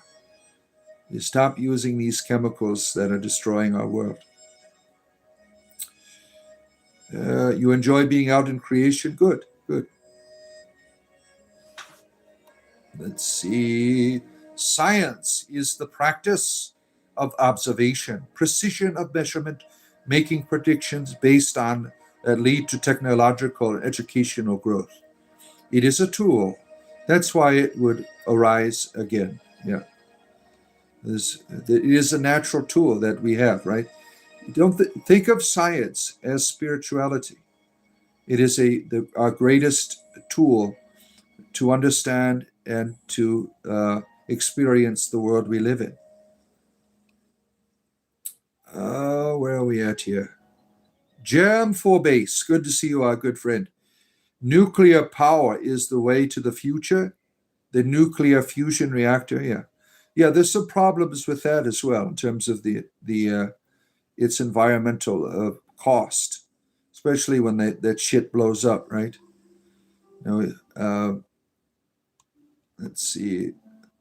My beautiful dog Cookie, you want me to draw closer to you? Well, we're here. Why not? And, put your hand on the screen. There you are. You could touch my fingers. There you are. Oh, let's see here. Let's see. I never guilt tripped anyone. Maybe you haven't, Michael, but other people do. I just don't smoke no pot. Yeah, not me. I eat it. Yeah, the nuclear energy seems to be cleaner than the coal-based plants, right? You're always outside and on a car. You saw the movie Wall-E. Everybody is in a fat cart. Yeah, the movie Wall-E. The humanoids, they live in space and they lose their bone density. So that is why they are all obese. And there's a context. When you are born in space, you have no gravity and your bone density is unneeded. So that there's a context to the obesity of the cartoon. It has nothing to do with people driving cars. Druids hold knowledge reading the divine nature. They only know about the physical plane.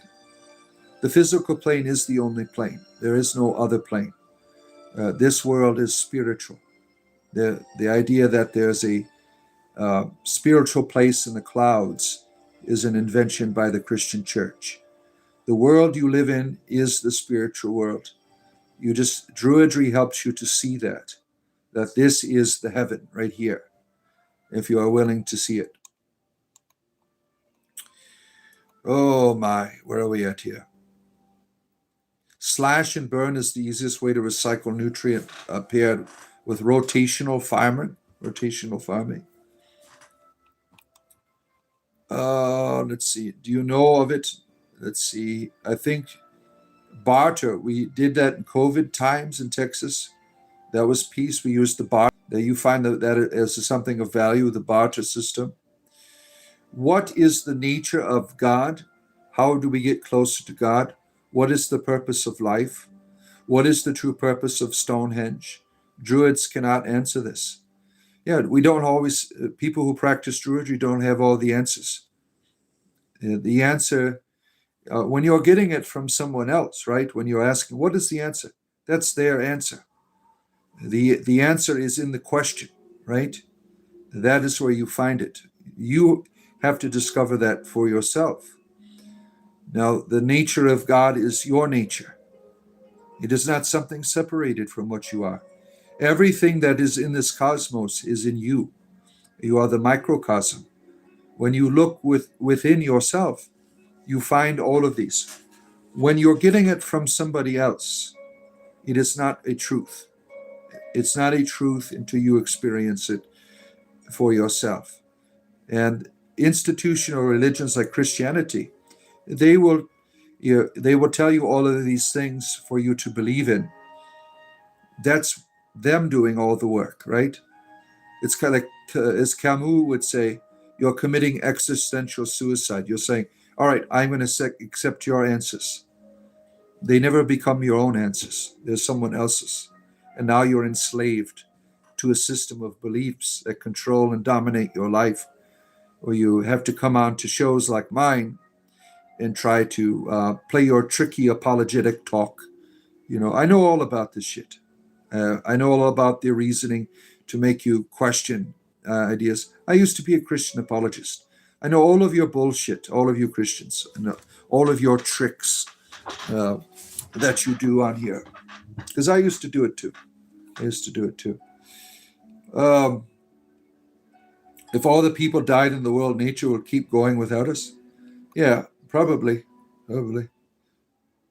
Father, some of what you're saying is not true. We know the biggest contributions to greenhouse gases, and it's not farming, it's the oil and chemical processing.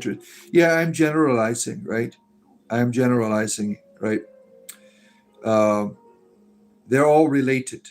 For me, it all begins at the farm and the mentality of how we, treat the earth. So the idea of it, what is true or not true in that, is a relative, because I'm generalizing in that. But thank you. You are more precise in the documentation and records of scientific analysis. And so I appreciate you correcting me. Um, let's see here. Where are we at here? The Inquisitor Bacon is taking people to task again.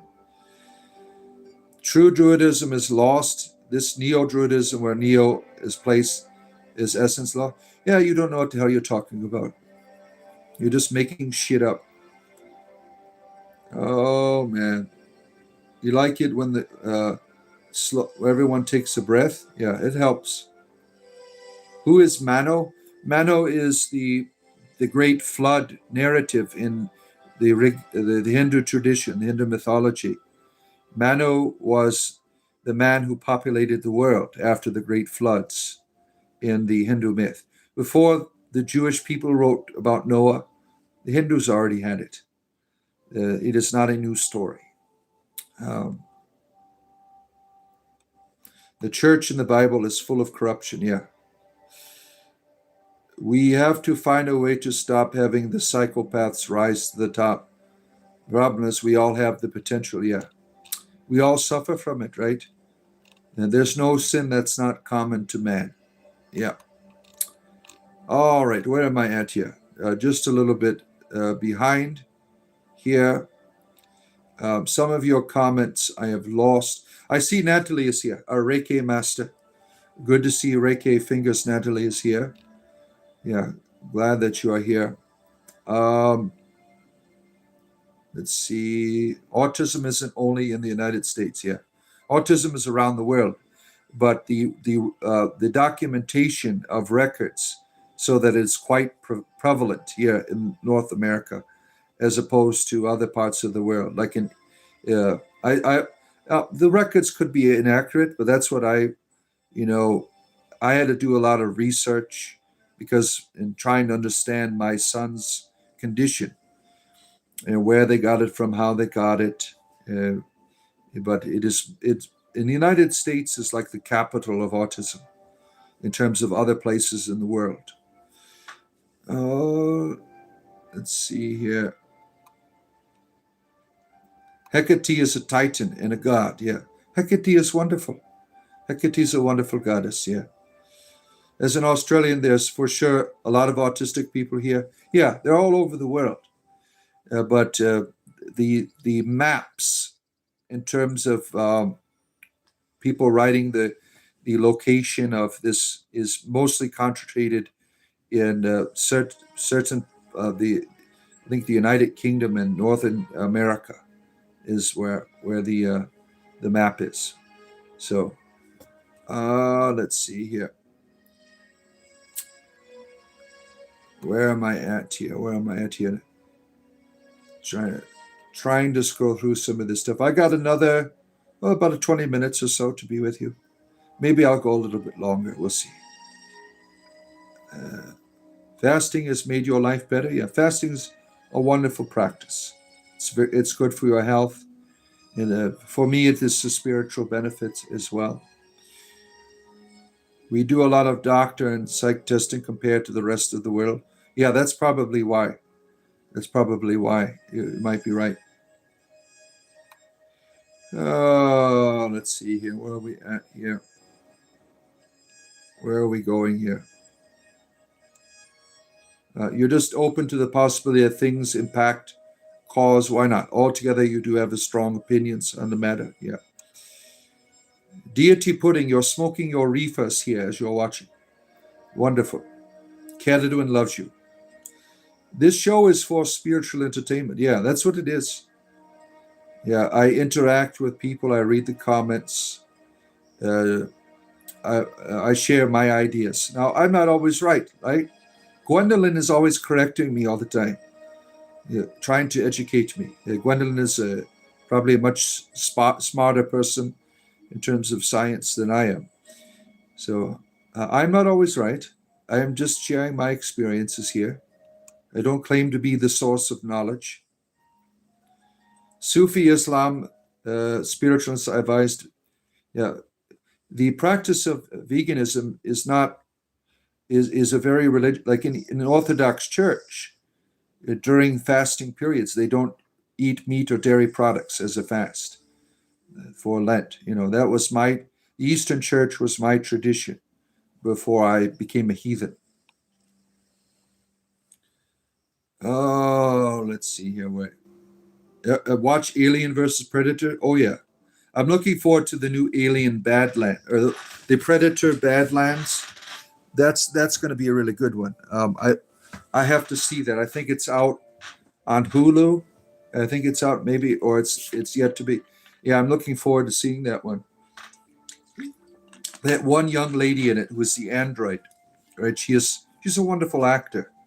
She was in The Sleeping Beauty, the Fanning. Her last name is Fanning. Her sister was a wonderful actor as well. She is Ellie is her name, right? I really liked her in The Watchers. That was a good one. She's a wonderful actor. Wonderful actor. Her and her sister, I get them all mixed up. They are both one. Watching them grow up. I really the Sleeping Beauty remade movies were really good. It wasn't about sleeping. It was about the lady who was played by Angelique Jolie. She was a really good actor in those. Lawns and monocultures are the bigger problem. You think so? Yeah. Highly controversial is modern neo-paganism, not the optimization of Christianity under the hood. We are turning to paganism to improve existing moral systems. Yeah, there's all kinds of problems, right? Oh, where are we at here?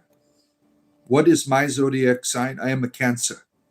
I'm everything Cancer that you read about is all true. We are clingy with our crab hands. We are very clingy, and the flowing of emotions and things. And Cancers are intuitive, beings. Oh, let's see here. Where am I at? To me, spirituality is relatable to science, outcomes, ways they appeal to Druidry and Gnosticism the most. Night of Cipher, that's where you find a lot of value in what we do on our program here, right? Let's see here. Neem oil gets rid of most pests, doesn't harm. Yeah, I'll have to look into that. Most places in Florida here, if you want to live, you have to get some type of treatment because the termites will eat your home. This is a big problem here in Florida, that insect treatments are necessary or you'll lose your home. So I'm looking into better ways to deal with that problem. Neem oil, I'll have to look into that. Oh, let's see here. Where are we going here? Yeah, like and subscribe. I do this every day. I'll be back tomorrow morning to do it all over again. Every day I am here. Today I'm going to go out to my grove and make another druidry video. The last one I made last week, people are really enjoying it. 5 things of what made me a druid. Today I'm making 5 things what is it called? 5, what is it here? Oh, let's see. 5 things that make you a druid. That's going to be the theme tonight. So I got my gear. I'm going out to my grove and doing some recording. It's a nice, cool day today. You like the deconstruction movement that keeps grounded, isn't necessarily an atheist-only movement. Yeah, I'm not an atheist. I love deconstruction. I've benefited greatly from it. It helped me not to be a Christian anymore. Druids are needed everywhere. Thank you, Aaron. Yeah, druidry is a wonderful practice. Wonderful practice. Praise our goddess Keridwen. Let's see here. Where are we at here? The flames of the Awan flowing. Yeah. What is on your neck? Fun. The purpose of life is to experience and then to learn from those experiences. You think that's what the purpose of life is? Now think about that for a moment. If all you're here is to learn, do you still have value if you're not learning, right? To me, the purpose of life is to be loved. That is it. Certainly you learn out of that, but the purpose of the life is to be loved. And out of that, you learn to love yourself.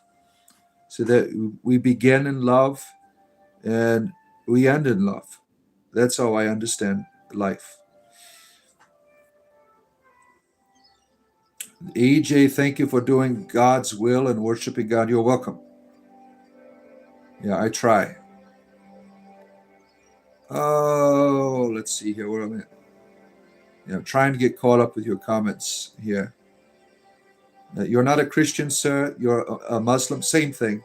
You're like Christianity 2.0 with all of your, some of you. We have some good Muslim friends that are in our community. But a lot of these Muslim apologists, some of these Muslim apologists, you're all ridiculous. You have no real substance. I love Sufi Islam very much. Sufi Islam is very enjoyable to me. But the rest of it, not too much. It's like Christianity 2.0. They go around dominating the world with their religion. Let's see. Stonehenge is a sun temple. It's not really a secret. That's how a lot of Brian here is our Celtic chieftain. He lives over there. He knows what he's talking about. Sony, you're a true Christian. What's a false one? What is a false Christian? I'm a true lover of Keridwen.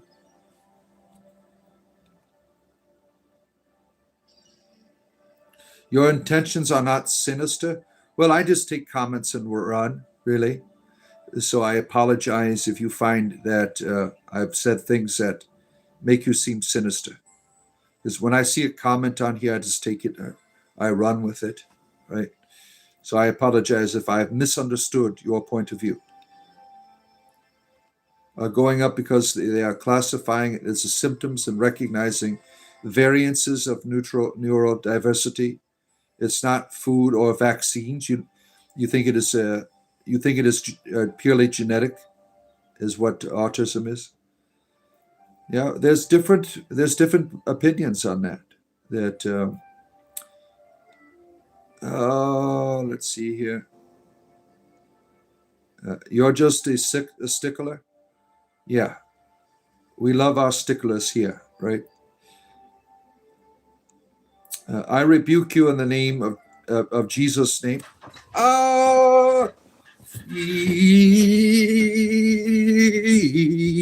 Demons coming out. Demons coming out.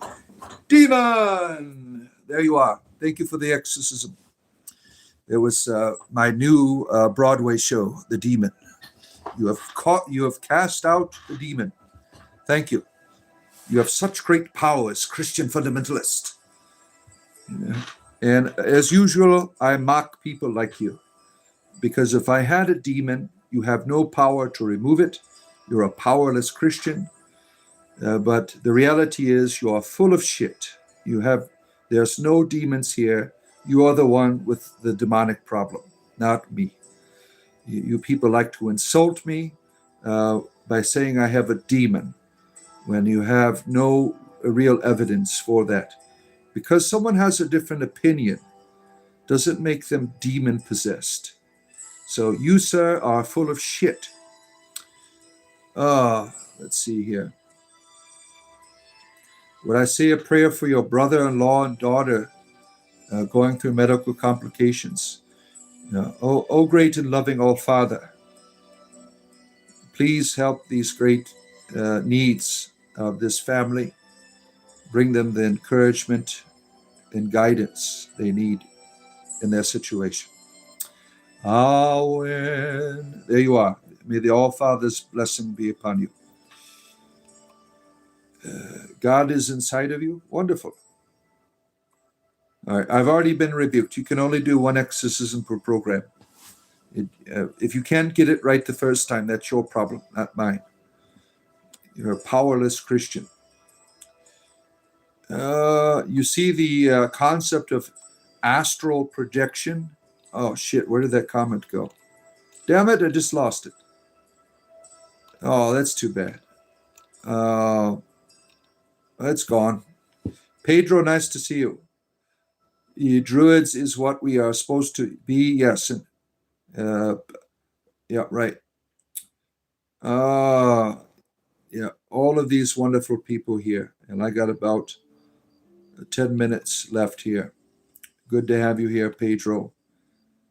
At least Muslims believe in Jesus. Jews believe he's boiling in a pit of excrement. You're generalizing. There's a lot of Jews that believe different things. You're just a racist bastard.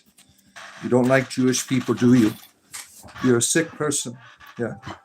Christianity has been one of the most anti-Semitic religions in the world. The history is all there.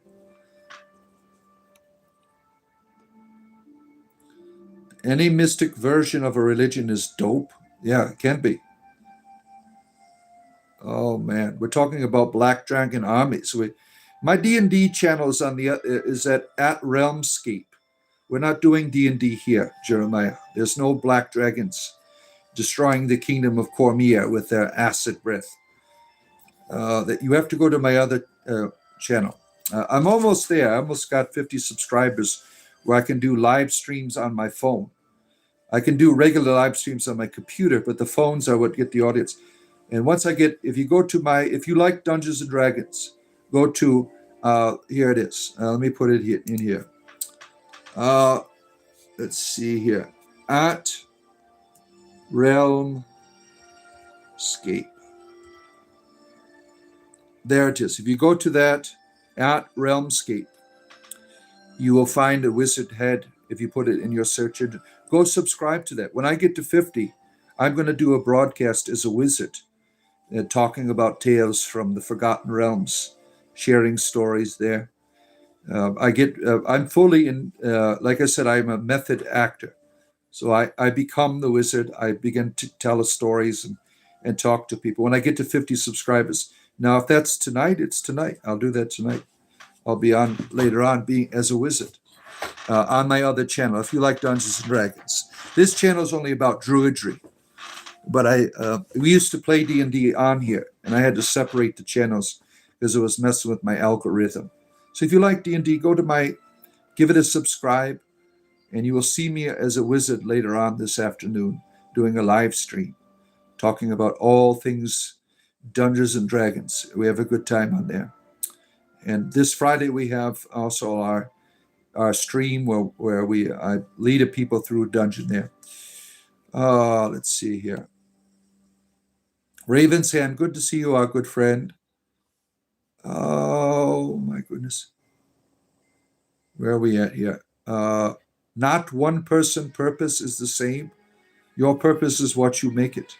Yeah, that's right. You're right.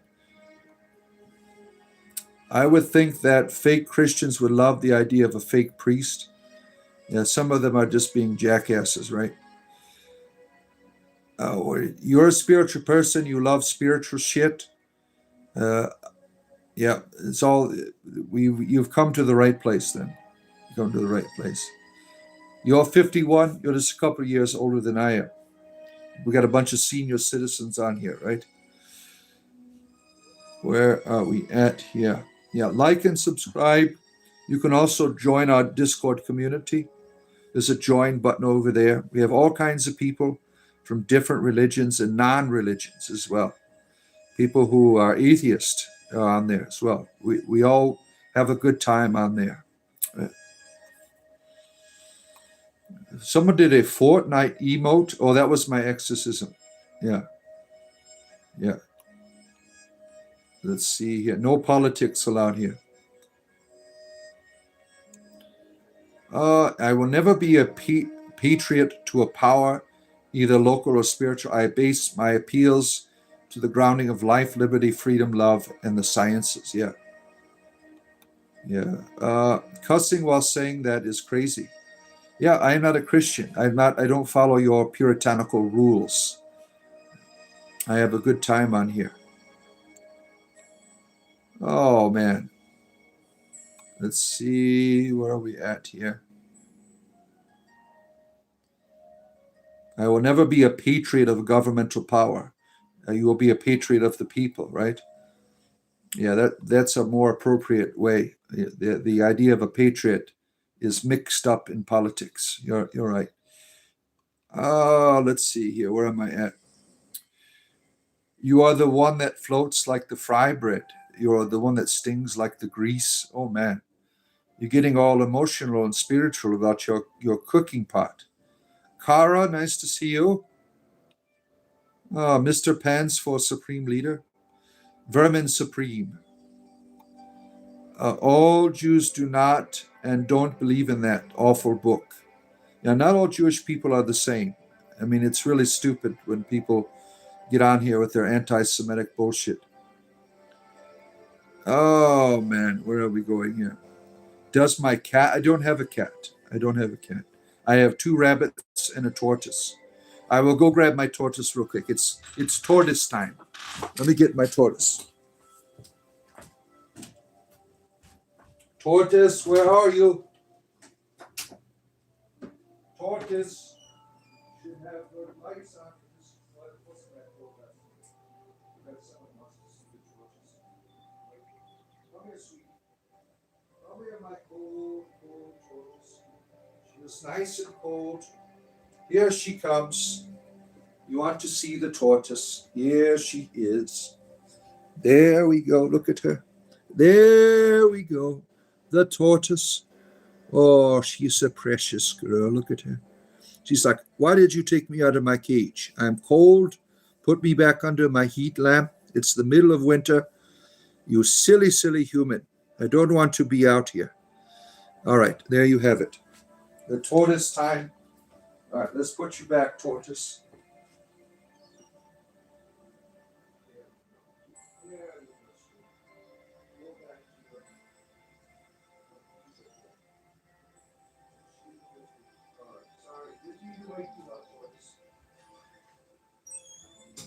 All right, coming back. I put my tortoise away.